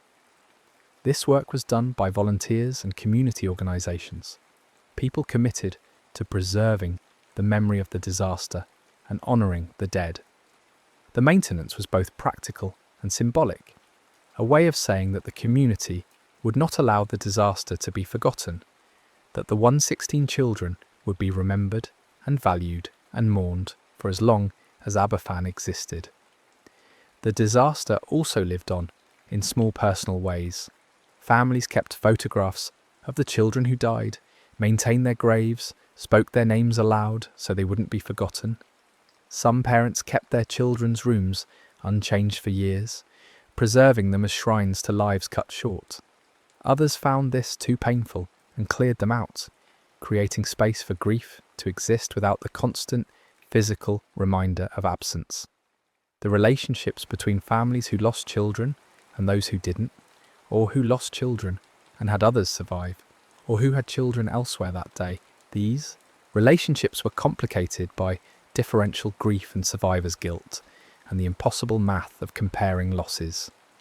But mostly, the community supported each other, recognising that grief takes many forms, and that judging how others grieve is neither helpful nor fair. The village's relationship with rain changed permanently. What had been simply weather became a trigger, a reminder, a source of anxiety. Heavy rain meant checking the mountain, even though the tips were gone. It meant thinking about that morning in 1966, about how ordinary rain had contributed to extraordinary disaster. Some people never fully relaxed during rainstorms, couldn't help but feel a residual anxiety that no amount of rational thought could entirely dispel. The miners who had worked for the National Coal Board, who had dug the coal that created the waste that formed the tip, carried their own form of guilt. They knew intellectually that they weren't responsible, that they had been doing their jobs, that the disaster was caused by management failures, not workers' actions. But knowing didn't always help with feeling. Some wondered if they should have refused to add to the tips, should have insisted on better management, should have done something different. The answer was that individual workers had no power to change institutional practices, but guilt doesn't always respect reasonable boundaries. The disaster influenced how other mining communities thought about their own situations, how they looked at the tips above their villages, how much trust they placed in assurances that everything was safe.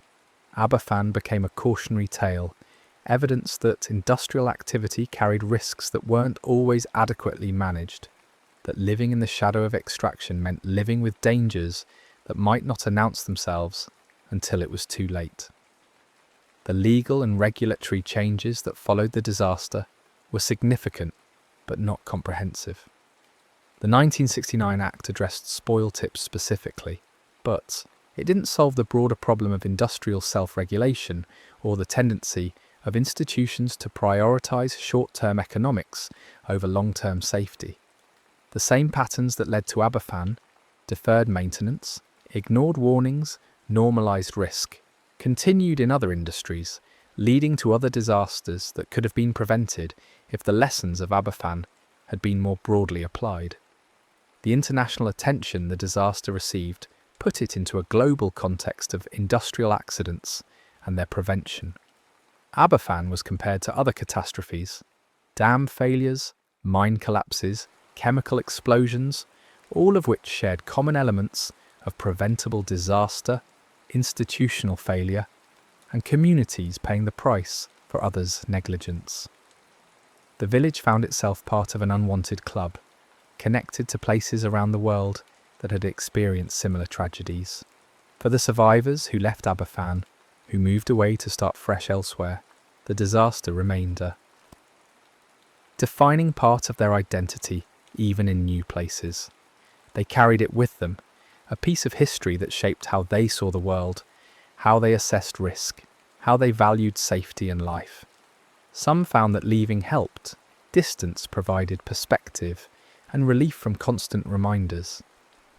Others found that geography couldn't outrun memory, that the disaster lived in them regardless of where they physically resided.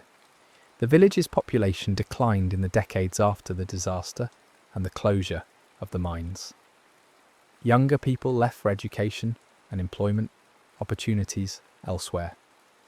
Families who had lost children sometimes chose to relocate, unable to continue living in a place where every street corner held memories of what they'd lost. The demographic shift changed the community's character, but didn't eliminate its essential identity as the place where the disaster happened. The Welsh identity and language of Aberfan added another dimension to the disaster's meaning. This was a Welsh village, part of a distinct cultural and linguistic community, and the disaster affected how that community saw itself and was seen by others. The fact that it happened in Wales to Welsh children in a Welsh-speaking valley mattered to how it was remembered and commemorated, how it fit into national narratives about industrial history, labour, sacrifice and loss. The role of photography and visual documentation in shaping public understanding of the disaster was significant. The images of the rescue effort, of the waste covering the school, of the graves in the cemetery became iconic representations of industrial disaster and its human cost. These images circulated widely, became part of the historical record, shaped how people who weren't there understood what had happened. But for those who were there, the photographs could never capture the full reality, the sounds, the smells, the feeling of the slurry, the weight of bodies, the particular quality of the silence. As the people who had lost children aged, some found that their grief changed shape without diminishing. The acute pain of the early years transformed into something more like a constant background ache, present but not paralysing, incorporated into their sense of self, rather than overwhelming it. They learned to speak about their lost children without breaking down, to remember them with smiles as well as tears, to hold both the joy of having had them and the sorrow of losing them simultaneously. The question of forgiveness arose for some families. Could they forgive the National Coal Board? Could they forgive the individuals who had made or failed to make decisions that might have prevented the disaster? For some, forgiveness was necessary for their own peace. For others, it felt like betraying the dead, like suggesting that what happened was acceptable when it absolutely wasn't. There was no consensus, no right answer, only different paths through grief.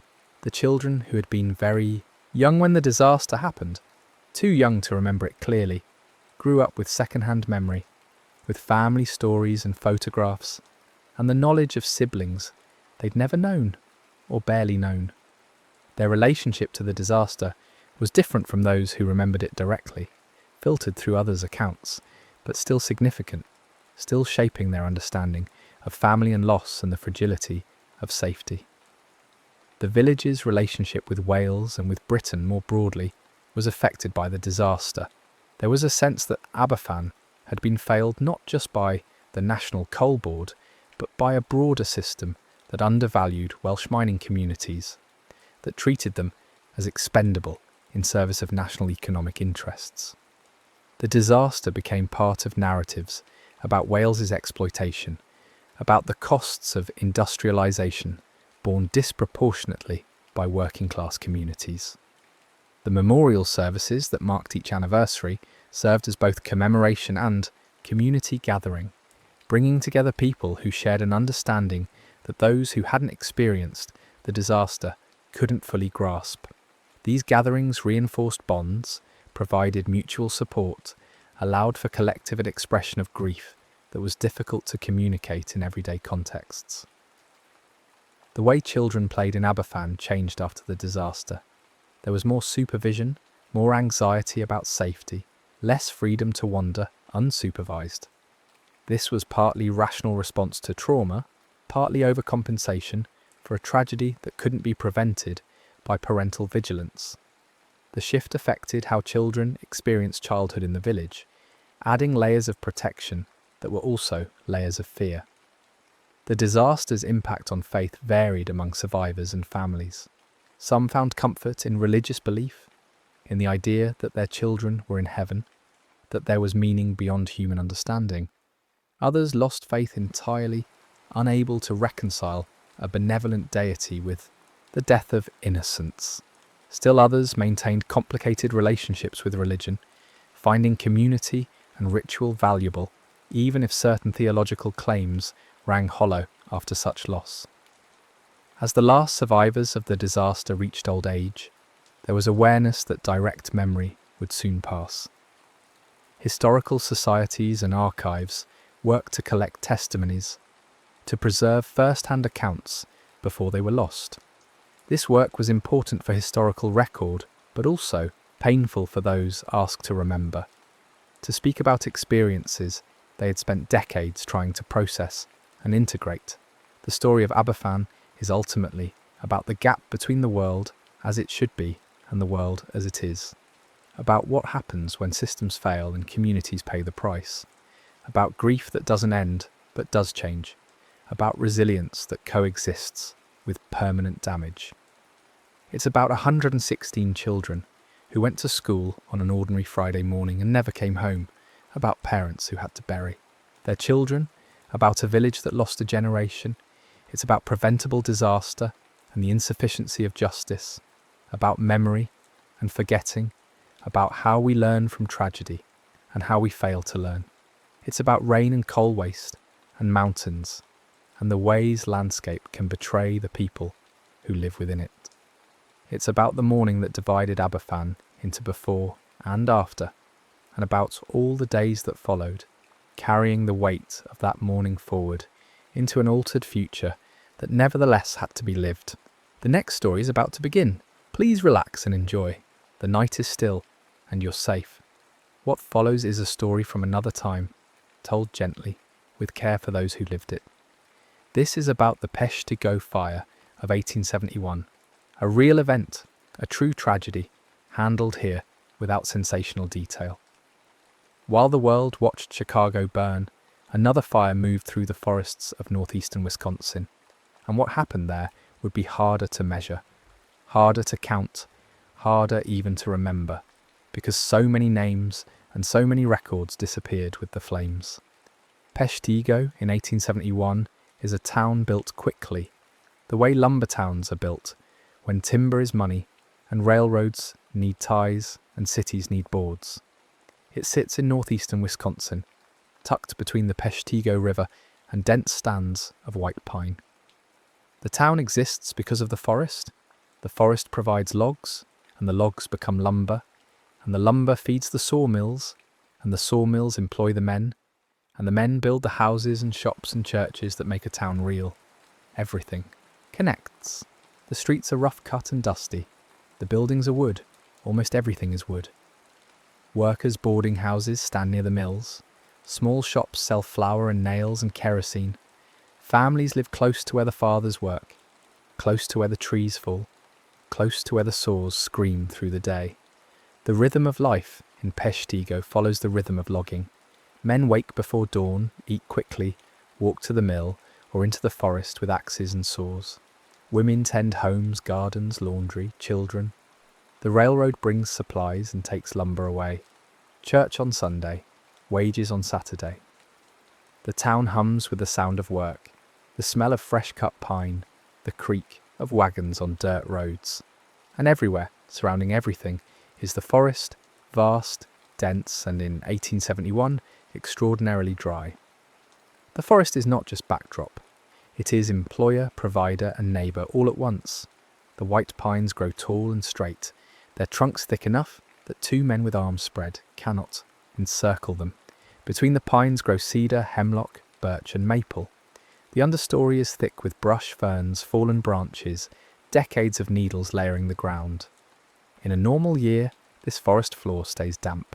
Moss grows, mushrooms push up through the decay, small streams trickle through low spots, feeding the larger creeks that eventually reach the river. The forest breathes moisture. It holds water like a sponge. It resists fire the way healthy skin resists infection. But 1871 is not a normal year. The summer of 1871 is hot, and the rain doesn't come. Week after week the skies stay clear. The ground hardens. Creeks slow to trickles, then to damp beds, then to nothing. Leaves curl and brown early. The forest floor, usually damp with moss and rotting needles, becomes brittle and dusty. Walking through the woods raises small clouds of powder. Branches snap underfoot with sharp cracks instead of soft bends. The air smells different, less like growth and dampness, more like paper and tinder. And then there's the slash, the logging debris left behind after cutting. When loggers take down a tree, they leave branches, bark, scraps, sawdust. All of it piles up in heaps and tangles, drying in the sun, waiting. Peshtigo is surrounded by this kind of debris. So are the farms, so are the rail lines. In some places, the slash piles are taller than a man, sprawling across acres. The loggers move on to new sections of forest, and the debris stays behind, aging, drying, becoming lighter and more combustible with each passing week. It's normal. It's part of the work. No one thinks much about it because it's always been there. Logging creates waste. Waste gets left behind. Eventually it rots or gets burned in controlled fires or just becomes part of the landscape. It's not viewed as dangerous. It's viewed as inevitable. Controlled burns are common too. Farmers clear fields by setting small fires in the early spring or late fall, burning away brush and stubble to prepare the ground for planting. Railroad crews burn vegetation along the tracks to keep the line visible and prevent sparks from spreading into deeper brush. It's a tool, like an axe or a plough. Fire is manageable, fire is useful, and because small fires are frequent, people grow accustomed to the smell of smoke, the haze in the distance, the occasional ember drifting on the breeze. Fire becomes part of the landscape, like the trees themselves. When you see smoke on the horizon, you note it, maybe mention it to a neighbour, and then you go back to work. The mind gets used to danger when danger doesn't strike. The mind learns to filter out warnings that don't lead to consequences. And for years, the warnings haven't led to consequences. The small fires burn themselves out. The controlled burns stay controlled. The slash piles smoulder and extinguish. Fire remains a servant, not a master. By early October, the dryness has lasted for months. The air is warm for the season, unseasonably warm. The kind of warmth that feels wrong when the leaves should be turning and the night should be cooling. Roads kick up clouds of dust when wagons pass. Wells run lower than usual, and families ration water, saving it for drinking and cooking, letting the laundry wait another day. People talk about the drought the way people talk about weather, something inconvenient, something to endure, something that will eventually change. No one in Peshtigo thinks of the forest as a single continuous fuel source. No one imagines that all those separate patches of slash, all those isolated brush fires, all those miles of dry timber could combine into something unrecognizable. The human mind categorizes threats based on experience, and experience says that fires stay local, fires burn out, fires can be managed. The town itself has routines that feel permanent. There's the boarding house run by Mrs. Towsley, a woman in her 50s who keeps a clean kitchen and doesn't tolerate drinking or gambling. She feeds 20 men most nights, loggers and mill workers who eat quickly and quietly, too tired for much conversation. They sleep in narrow bunks, 2 to a room, and wake to the sound of her bell at 5 in the morning. There's the general store run by Mr. Stevenson, where you can buy flour and sugar and tobacco and nails. He extends credit to families he knows, writing careful figures in a ledger, trusting that wages will come and debts will be settled. His store smells like coffee and wood shavings and the faint sweetness of molasses. There's the schoolhouse, a single room where Miss Abigail Bell teaches children aged 5 to 14. She's young, just 22, from a town downstate, and she came to Peshtigo because teaching positions are hard to find and the pay here is decent. She boards with a family near the church and walks to the schoolhouse each morning, carrying books and slates and a small bell to call the children in from recess. There's the church, a modest wooden structure with a simple cross above the door and benches inside that the congregation built themselves. Reverend Pernin leads services on Sunday mornings and Wednesday evenings. He's a Catholic priest, soft-spoken, attentive, known for visiting families when someone is sick or struggling. He keeps a small residence behind the church and tends a vegetable garden that usually produces more than he can eat, so he shares with families who need it. These are the textures of life in Peshtigo, small, ordinary, woven together by proximity and necessity. People know each other. People depend on each other. When someone falls sick, neighbours help. When someone needs a barn raised or a well dug, men gather and work. The town is not perfect. There are tensions, grievances, disputes over wages or property lines, but it functions. It feels solid. It feels like it will continue. Sunday, October 8th, 1871, begins like most Sundays. The day feels ordinary. The sky's clear, the air warm, the lights soft and golden the way October light can be. A mill worker named John Mullen wakes in his boarding house room, stretches, thinks about the week ahead. He's got wages coming. He's thinking about sending money home to his mother in Michigan. Maybe buying a new pair of boots because the ones he has are worn through at the heels. He's 24 years old, strong from years of physical labour, and he's saving money with the vague plan of starting his own business someday, though he hasn't decided what kind. A mother named Sarah Tisdale lays out ingredients for supper in her small house near the river. Potatoes from the root cellar, a bit of salt pork, flour for bread. She's planning to take her 2 children to evening services if the weather holds. Her husband, Thomas, works at the mill and won't be home until after dark, but she'll save him a plate. Her daughter Emma is 7 and her son, William, is 4. Emma helps with small tasks, setting the table, fetching water, and William mostly gets in the way, but Sarah doesn't mind. The house is small, but it's theirs, built by Thomas with help from other mill workers, and she takes pride in keeping it clean. A young man named Daniel Kraft is working on the railroad, finishing a repair near the tracks just outside town. He's a section hand, responsible for maintaining a stretch of rail line, checking ties and spikes, clearing debris. He wipes his hands on his trousers, glancing at the sky. It's warm, warmer than it should be, and the air has that hazy quality it's had for weeks. He makes a mental note to mention the dryness to his supervisor, though he's not sure what anyone can do about it. Rain will come eventually. It always does. A shopkeeper named Samuel Green counts stock in his store, writes numbers in a ledger, wonders if the supply train will come on time this week. He's expecting flour and sugar, both of which are running low. His wife Margaret is in the back room mending a shirt.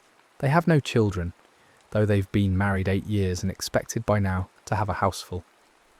Margaret doesn't talk about it much, and Samuel has learned not to press. They have the store, and the store keeps them busy. These are small lives, ordinary lives, the kind that don't expect to be remembered, but they are the lives that matter when a story's about survival. Because survival is not abstract, it's specific. It happens to individuals, to families, to people with names and faces and plans for tomorrow. Throughout the morning there are signs, small signs, easy to miss. The haze in the air doesn't lift the way it usually does. By mid-morning, the sun is visible but softened, filtered through a thin veil of smoke. The smell of burning lingers, not sharp, not urgent, just present. It's been present for days, so it doesn't register as unusual. Ash drifts down occasionally, light as snowflakes, settling on windowsills and wagon beds and the shoulders of people walking to church. Children catch pieces of ash in their hands, watching them crumble to powder. The air feels warm and dry, even in the shade. Clothes hang limply, skin feels tight, throats feel scratchy, though no one is sick. These things register, but they don't alarm. The mind is built to ignore weak signals, especially when those signals resemble yesterday and the day before that. If smoke has been in the air for weeks, why would today be different? But today is different, though no one in Peshtigo knows it yet.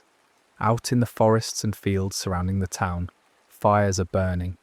Some are intentional, farmers clearing land, crews burning brush along rail lines.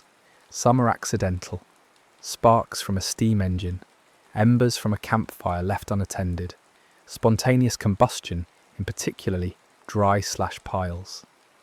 Some have been smouldering for days in heaps of logging debris, slowly eating through the dry fuel, waiting for wind to wake them. These fires are scattered, isolated, unconnected.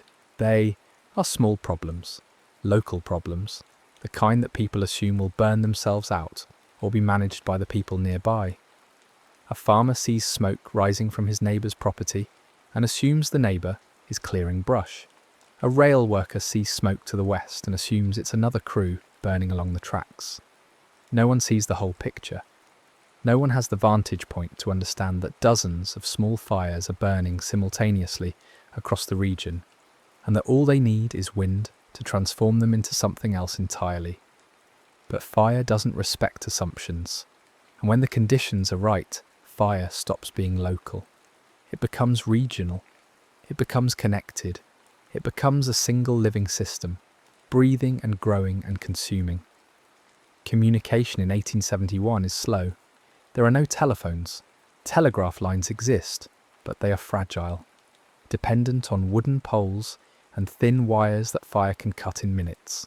News travels by word of mouth, by riders on horseback, by train if the tracks are clear.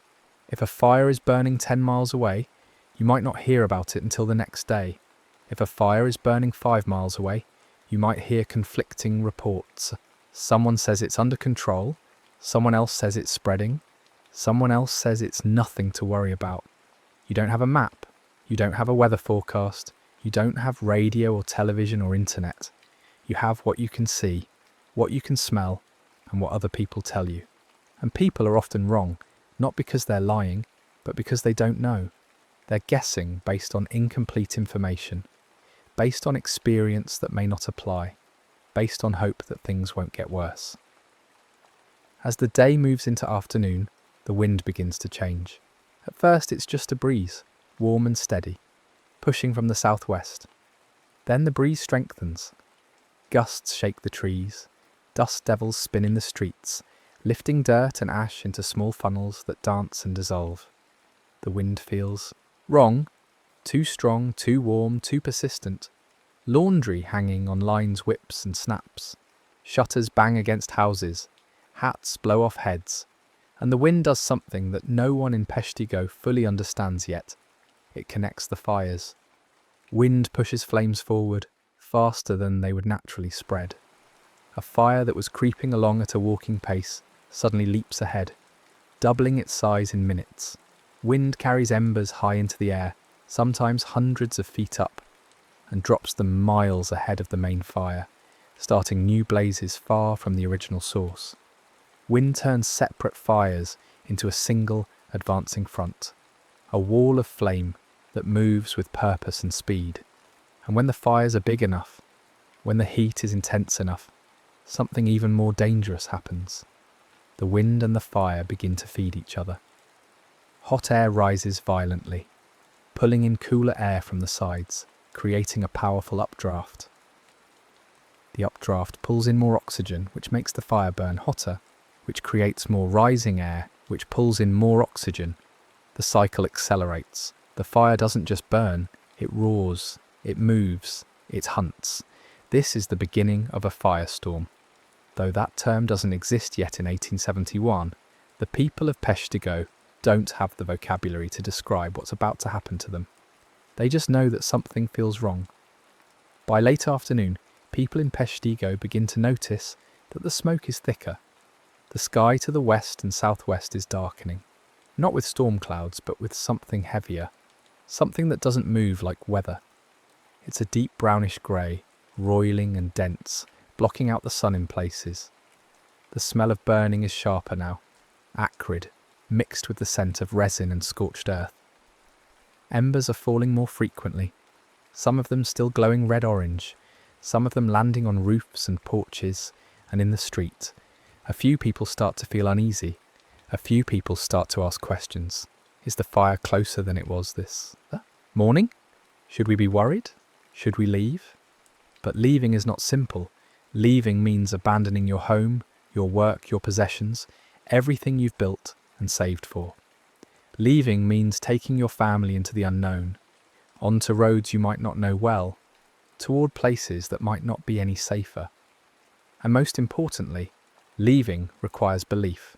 Belief that the danger is real. Belief that it's coming fast. Belief that staying is worse than going. And belief is hard when the fire is still over there, still mostly out of sight, still something that might turn away or burn itself out or be stopped by a creek or a road or a change in the wind. The human mind resists belief in catastrophe. It's a survival mechanism in a way. If we panicked at every potential threat, we'd never function. But it's also a trap, because by the time belief becomes unavoidable, it's often too late to act effectively. Panic begins unevenly. Some people start packing, grabbing clothes and valuables and food, loading them into wagons or bundling them into sheets to carry. Some people argue with family members about whether to go, voices rising, fear disguised as anger. Husbands insist the fire will pass. Wives insist they should leave now. Children sense the tension and start crying, which makes everything harder. Some people try to save what they can, loading wagons with furniture, tools, dishes, photo albums, the small precious objects that represent a life. But wagons only hold so much, and choices have to be made. Do you take the china or the winter coats, the tools or the bedding, the family Bible or the children's toys? Some people go looking for relatives who aren't home yet. A father hasn't returned from the mill. A son went hunting this morning and hasn't come back. A daughter walked to a neighbour's farm to borrow flour. Families fracture as different members go in different directions, each convinced they're making the right choice, each assuming they'll reunite later. Some people do nothing, frozen by indecision or disbelief, or the simple human inability to process a threat that has no clear shape yet. They stand in their yards, watching the sky, waiting for more information, waiting for the danger to clarify itself. And while they wait, the fire keeps moving. The thing about fire is that it doesn't announce itself politely. It doesn't knock on the door and give you time to gather your thoughts. When it arrives everywhere at once, and the transition from we should prepare to we must run now happens in seconds, not minutes. John Mullen, the mill worker, is at the boarding house when the wind picks up. He's been feeling uneasy all afternoon, watching the sky darken, smelling the smoke intensify. Mrs. Towsley, the landlady, has been moving through the house, closing windows, bringing in laundry, her movements quick and nervous. When John steps outside around 4 o'clock, the heat hits him like a wall. The air is so hot it makes his eyes water. Embers are falling thick now, some landing on the wooden roof of the boarding house, some landing in the street and smouldering. He goes back inside and tells the other men, "We should go now." Some listen, some don't. Some want to wait until full dark, assuming the danger will become clearer then. Some want to stay and protect the building, certain they can fight off any embers. John doesn't argue. He grabs his coat, his small bag of personal items, and he leaves. Sarah Tisdale is at home with her children when her neighbour Mrs. Hale appears at the door, breathless and frightened. "We're leaving," Mrs. Hale says. "You should too, the fire's coming." Sarah looks out the window. The sky's dark.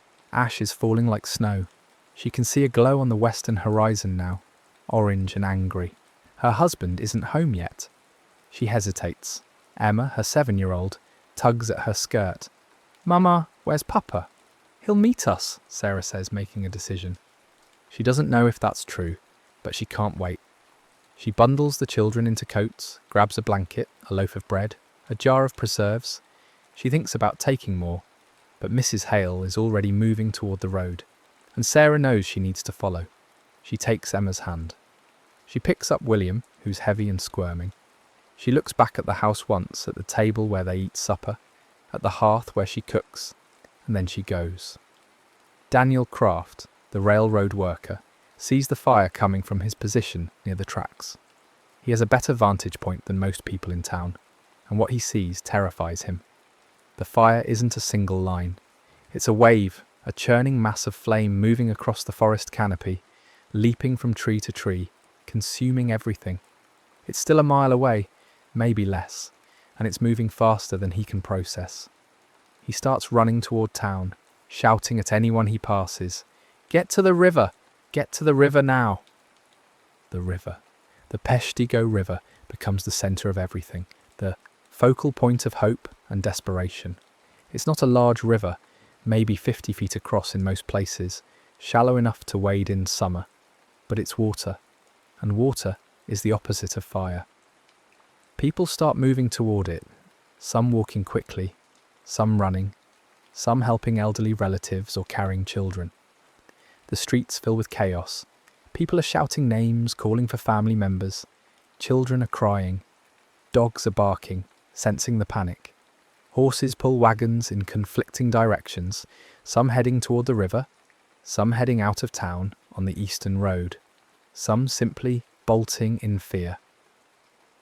A wagon tips when it hits a deep rut, spilling its contents, blankets, pots, a child's doll, into the street.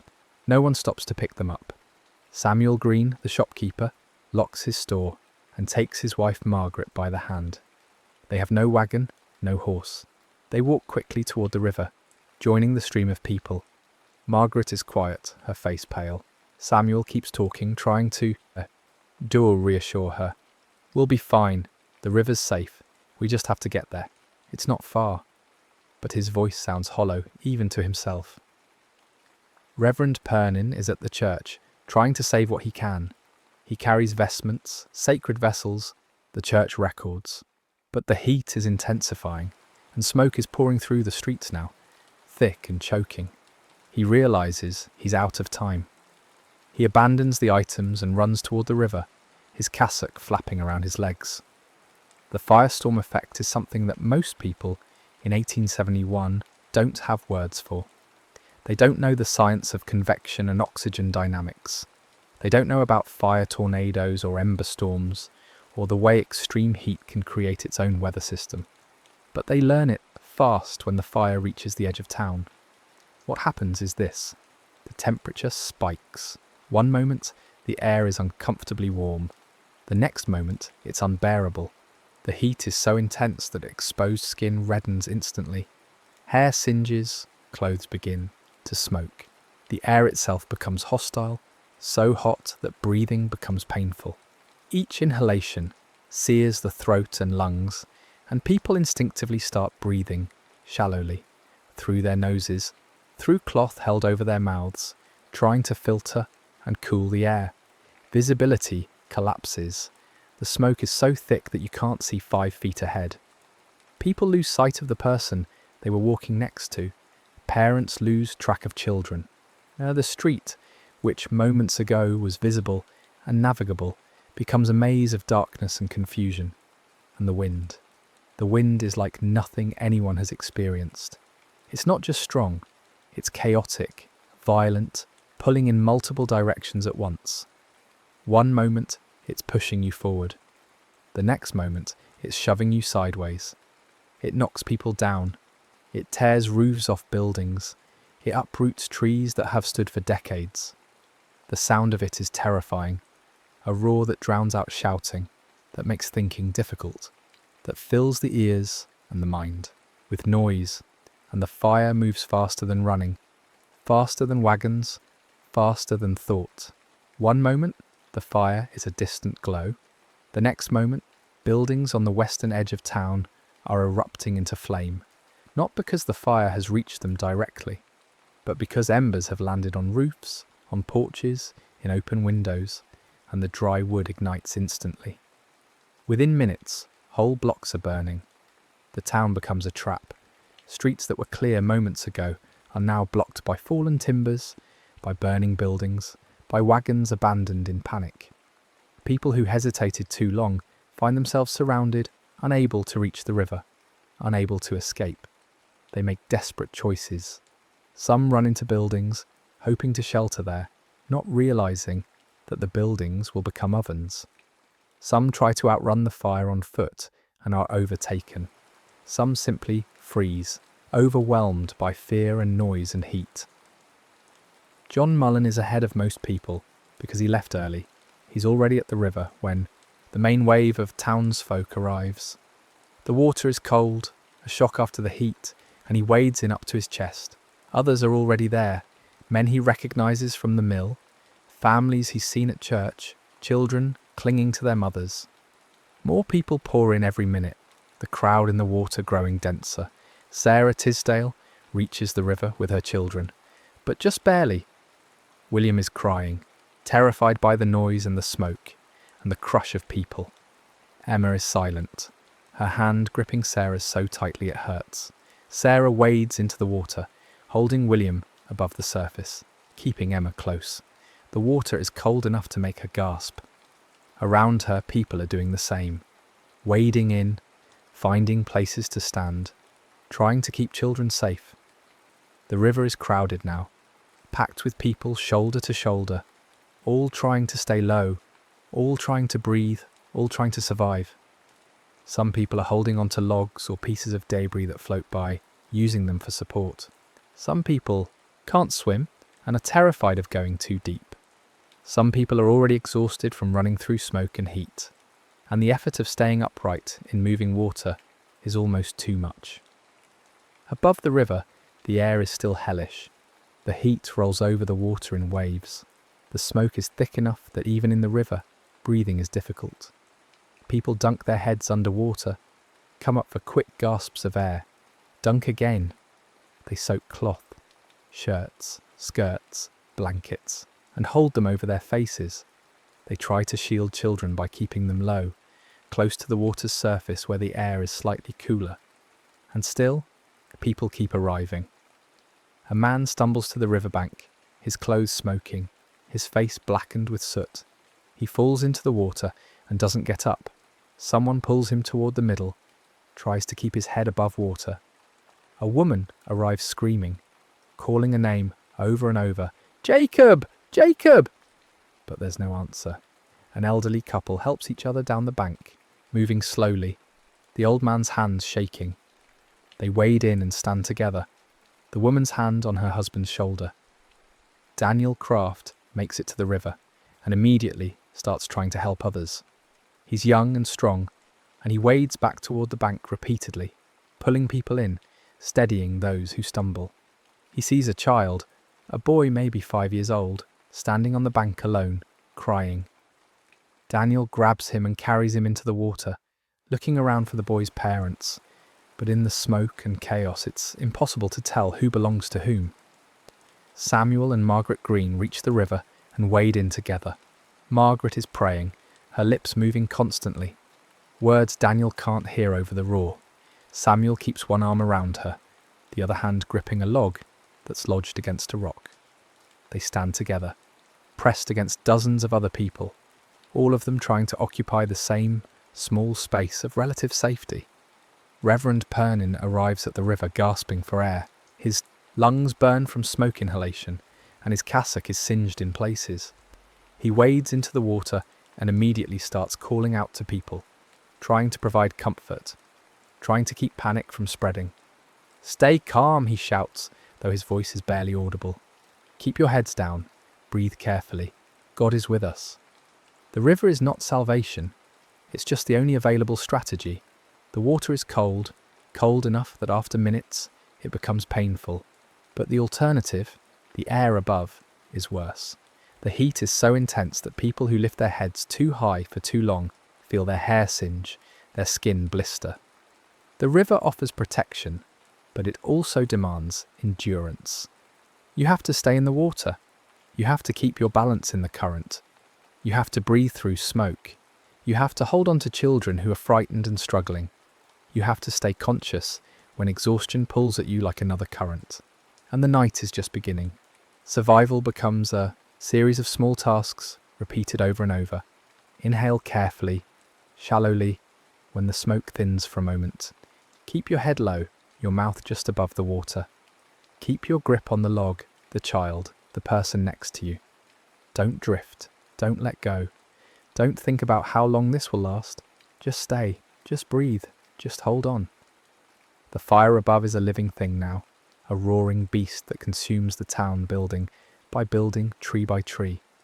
The sound of it is beyond description, not just the roar of wind, but the crack of timbers exploding, the whoosh of ignition, the crash of structures collapsing. Occasionally, through brief gaps in the smoke, people in the river can see flames towering above them, bright orange and yellow against the black sky, leaping higher than any building in town. Time loses meaning. There are no clocks, there are no landmarks. The darkness is absolute when the smoke is thickest, and then it's pierced by bursts of terrifying light when something nearby, all how it explodes into flame. The roar is constant, unchanging, so loud that it becomes a kind of silence, a baseline against which all other sounds are measured and found meaningless. Children cry and then stop crying, their voices hoarse, their energy spent. Adults talk at first, offering reassurances, calling out names, trying to keep track of who's nearby, but gradually the talking stops too. Words are too expensive, breath is too precious. The focus narrows to the immediate, the physical. Stay upright, stay in the water, stay breathing. Sarah Tisdale holds William with one arm and keeps Emma close with the other. William has stopped crying. He's shivering now, his lips blue, but at least he's quiet. Emma leans against her mother, her small body trembling. Sarah whispers to them occasionally, though she's not sure they can hear. "We're safe. Papa will find us. We're going to be all right." She says it because she has to say something, because the alternative is silence, and silence feels like giving up. John Mullen stands near them, though he doesn't know these people personally. He's helping hold up an older woman who can't maintain her footing. Her name is Mrs. Anderson, and she keeps apologising, saying she's a burden, saying he should let her go. John doesn't respond except to tighten his grip. He's not letting go. The river is cold. After the first hour, the cold stops being a sensation and becomes a state of being. Hands go numb. Feet lose feeling. Shivering becomes constant, uncontrollable. But the cold is better than the heat. The cold is survivable. The heat above is not. Some people can't endure it. Some people lose their grip and drift downstream, too exhausted to fight the current. Some people panic and try to leave the water, convinced they can make it to safety somewhere else. But the fire drives them back or consumes them before they get far. Some people simply go under, too tired to keep standing, and others try to pull them up but don't always succeed. The night stretches in a way that erases time. There is no sense of progress, no sense of the fire diminishing, no sense that morning will ever come.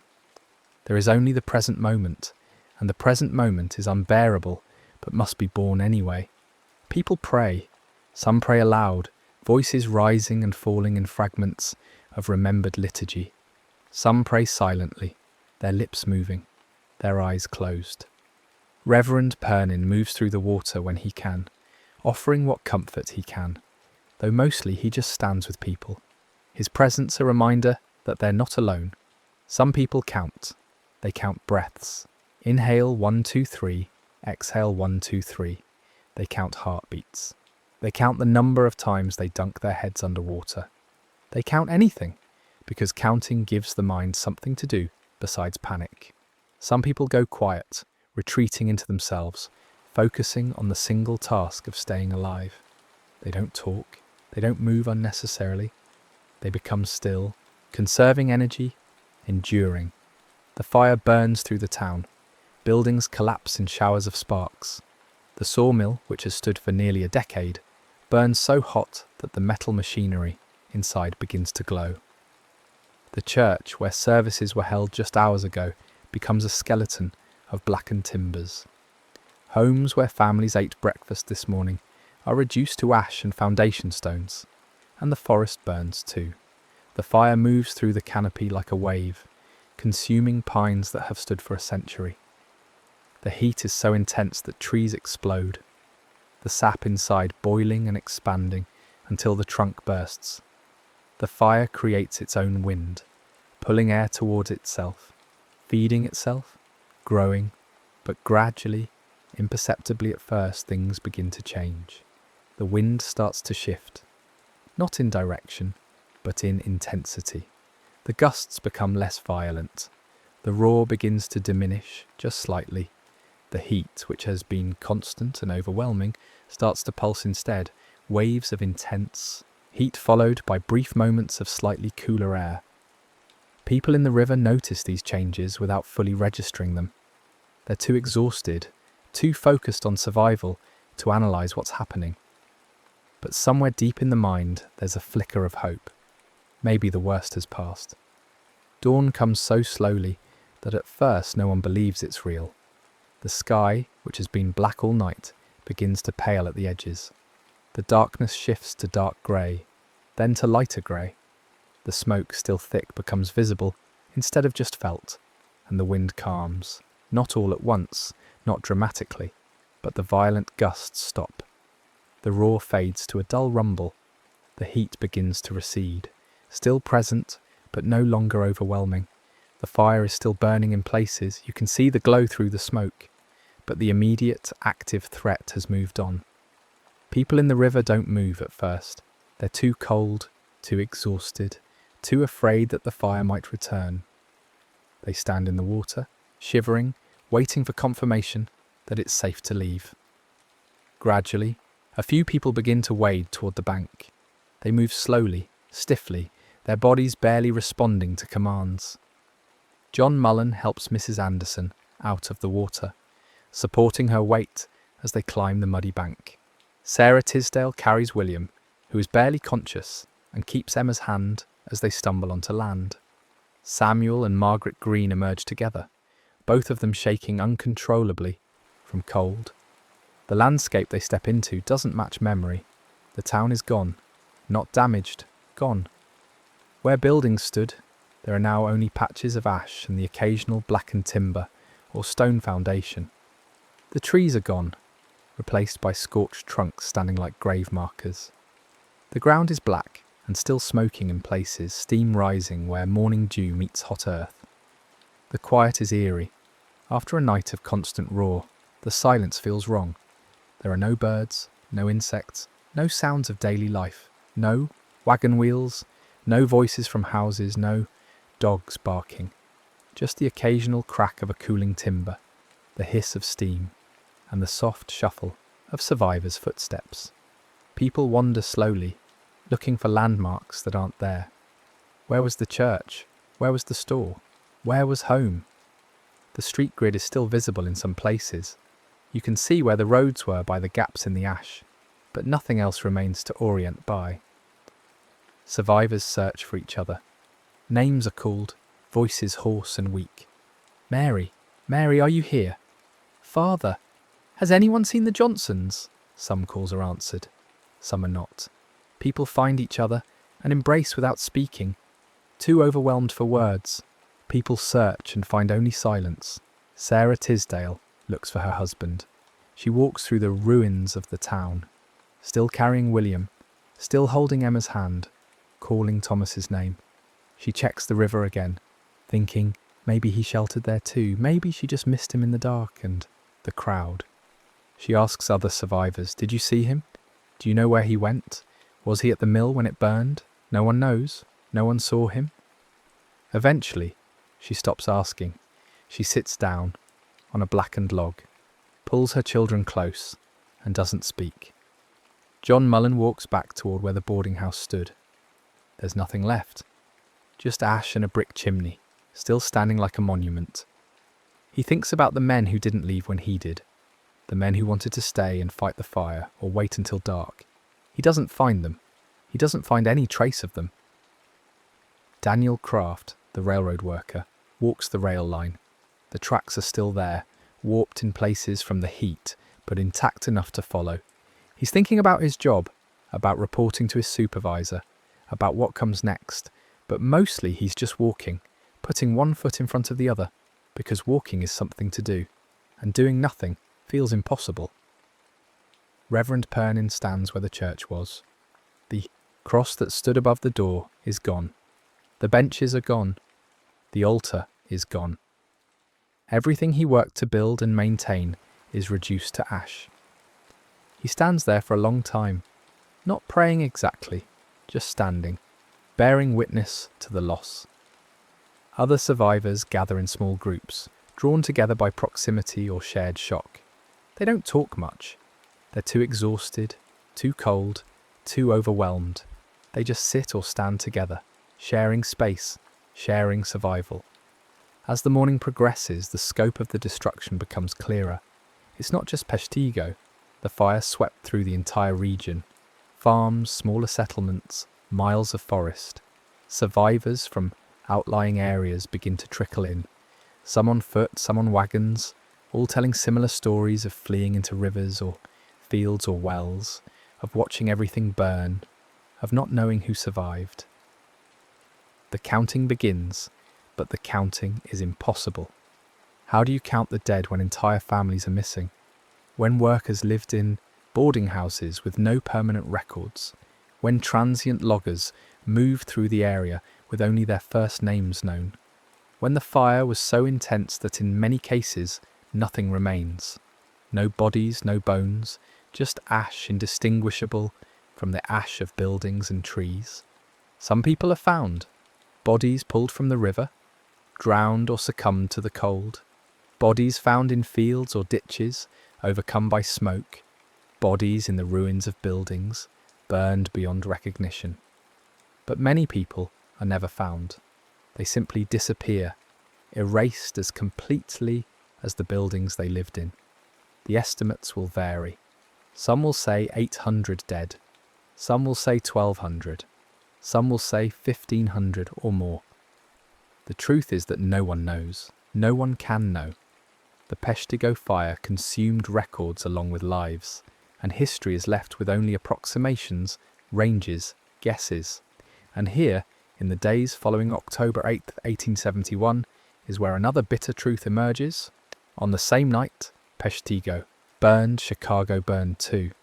The Great Chicago Fire, sparked in a barn on the city's west side, swept through the densely packed neighborhoods, destroying thousands of buildings and leaving 100,000 people homeless. The nation's newspapers devote their front pages to Chicago. The telegraph wires carry constant updates about the damage, the casualties, the relief efforts. Chicago is a major city, economically vital, politically connected, home to wealthy businessmen and powerful politicians. When Chicago burns, the country notices. Aid pours in.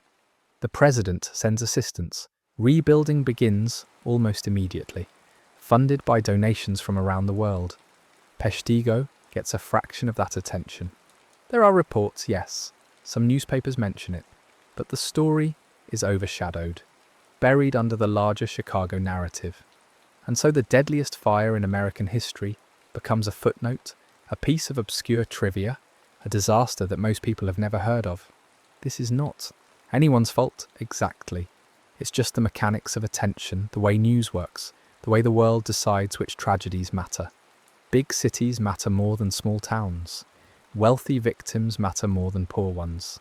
Connected places matter more than remote ones. It's not fair, but it's true. In Peshtigo, survivors begin the slow work of rebuilding their lives. Some leave, unable to face the memories, unable to start over in a place that holds so much loss. Some stay, because they have nowhere else to go or because they're determined not to let the fire win. Thomas Tisdale's body is found 3 days later in the ruins of the sawmill. Sarah identifies him by his boots, which somehow survived when everything else burned. She buries him in the new cemetery, being established on the edge of what was town. She and her children move in with relatives downstate. She never returns to Peshtigo. John Mullen stays. He helps with the clean-up, the rebuilding. He works on the new mill when construction begins. He sends money to his mother like he planned, but he never buys those boots. Somehow, it doesn't seem important anymore. Mrs. Anderson, the elderly woman John helped in the river, dies 4 days after the fire. The cold and the smoke damaged her lungs, and her body couldn't recover. She's buried next to her husband, who died in the fire. Reverend Pernin stays too. He holds services in the open air, while a new church is built. He visits families, helps where he can, tries to make sense of senseless loss. Years later, he'll write an account of the fire, one of the few detailed survivor testimonies. His words will help preserve the memory of that night. Samuel and Margaret Green leave. Their store is gone, their savings gone. They move to a town in Illinois and open a new store there. Samuel never talks about Peshtigo. When people ask where he's from, he says Wisconsin and changes the subject. The town rebuilds slowly. New buildings go up, mostly wooden because wood is what's available and affordable. The sawmill restarts. The railroad continues to run. Life, in its persistent way, continues, but the fire prompts changes, gradually, incompletely. People start thinking differently about logging slash. Some communities pass ordinances requiring debris to be cleared or burned under controlled conditions when the weather is wet. Railroad companies become more careful about sparks from steam engines. Fire breaks are cut through forests in some areas. The idea that fire is always manageable begins to erode, though not as quickly or completely as it should. Complacency grows back. It always does. Fire becomes familiar again. The memory of October 8th, 1871 fades for those who weren't there. And even for those who were, the mind softens the edges of trauma over time, makes it bearable, files it away. But the lessons remain for those willing to learn them. Infrastructure matters. Roads, communication, emergency plans. Weather matters, drought. Conditions, wind patterns, temperature. Land management matters. What you leave behind when you cut trees, how you clear fields, where you allow debris to accumulate. And belief matters most of all. The willingness to accept danger before it becomes undeniable. The courage to act on weak signals. The humility to admit that catastrophe is always possible. The Peshtigo fire was not supernatural. It was not mysterious. It was physics and weather and human error combining in catastrophic ways. And that perhaps is more frightening than any ghost story, because it means it could happen again. It could happen anywhere. It could happen to anyone who makes the same assumptions, who ignores the same warnings, who believes that this time will be like last time, right up until the moment it isn't. And now the story comes full circle, back to where it began, with the reminder that this was real. These were real people, with real lives and real plans for tomorrow, and tomorrow never came. They were mill workers and mothers and shopkeepers and priests and children. They had breakfast on October 8th, 1871, and thought about supper and next week and next year. They didn't know. They couldn't know. The day felt ordinary until it wasn't. The story is finished now. The flames are in the past. The wind is in the past. The terror and the loss and the long night in the river are over, relegated to history, to memorials, to accounts like this one. You are safe in the present moment. You are far from any fire. You are surrounded by the calm, the stillness, the safety of now. The story has been told with care, with respect, without sensationalism. The people of Peshtigo have been remembered. Their names, where known, have been spoken. Their suffering has been acknowledged. And now they can rest, and you can rest too. Let the story settle. Let it become part of the knowledge you carry, a reminder that the world is both beautiful and dangerous, that ordinary days can turn extraordinary, that we must pay attention to warnings even when they're quiet. But for now, let go. Release the weight of history. Release the images of smoke and flame. Release the sounds of panic and the cold of the river. They belong to then. You belong to now. And now is safe. Breathe slowly, deeply. Feel the ease of air moving in and out. Feel the stillness of your body. Feel the security of your surroundings. There is no smoke here. There is no heat. There is no danger. Only quiet. Only calm. Only the gentle drift toward rest. The Peshtigo fire happened 150 years ago. The survivors are gone now. All of them. The last one passing decades ago. Their descendants scatter across the country, carrying fragments of family stories, faded photographs, quilts made from clothes that survived the fire. The town itself still exists, a small community that knows its history, that maintains a fire museum, that holds memorial services every October. But that's their story to keep now. Yours is here, in this moment, in this breath, in this deep and lasting quiet. Sleep comes gently when the mind releases what it no longer needs to carry. And tonight, you need carry nothing but the ease of breathing, the comfort of stillness, the simple and certain peace of knowing that danger was then, and now is now, and now is safe. The fire burned in 1871. The year now is not 1871. The forest has grown back, green and patient, alive with birds and deer, and the slow work of growing. The river flows quietly through Peshtigo, unchanged except in its banks, which were reshaped that night, and never quite returned to their original form. The town has streets and buildings, and lives being lived. Different lives, new lives. Lives that don't remember the terror directly, but carry it in the careful way they think about fire, about preparation, about belief. And you are here, safe, breathing easily, surrounded by the ordinary magic of an ordinary night in which nothing burns, nothing falls, nothing threatens. Let it all go now. Let the story settle into memory. Let the names rest. You have listened, and that is enough.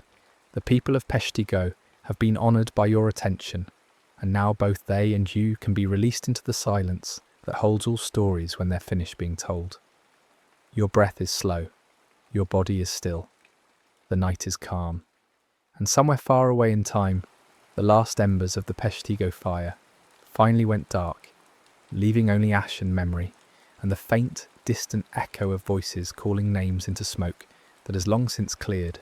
But here now there is no smoke, there is no heat, there is no fear, there is only the present, steady and sure, and the present is safe. Sleep deeply, sleep well. The story has been told, the telling is complete.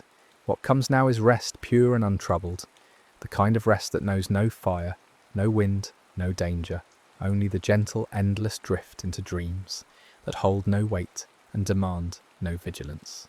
The Peshtigo fire is over. The night is yours, and you are safe. The next story is about to begin. Please relax and enjoy.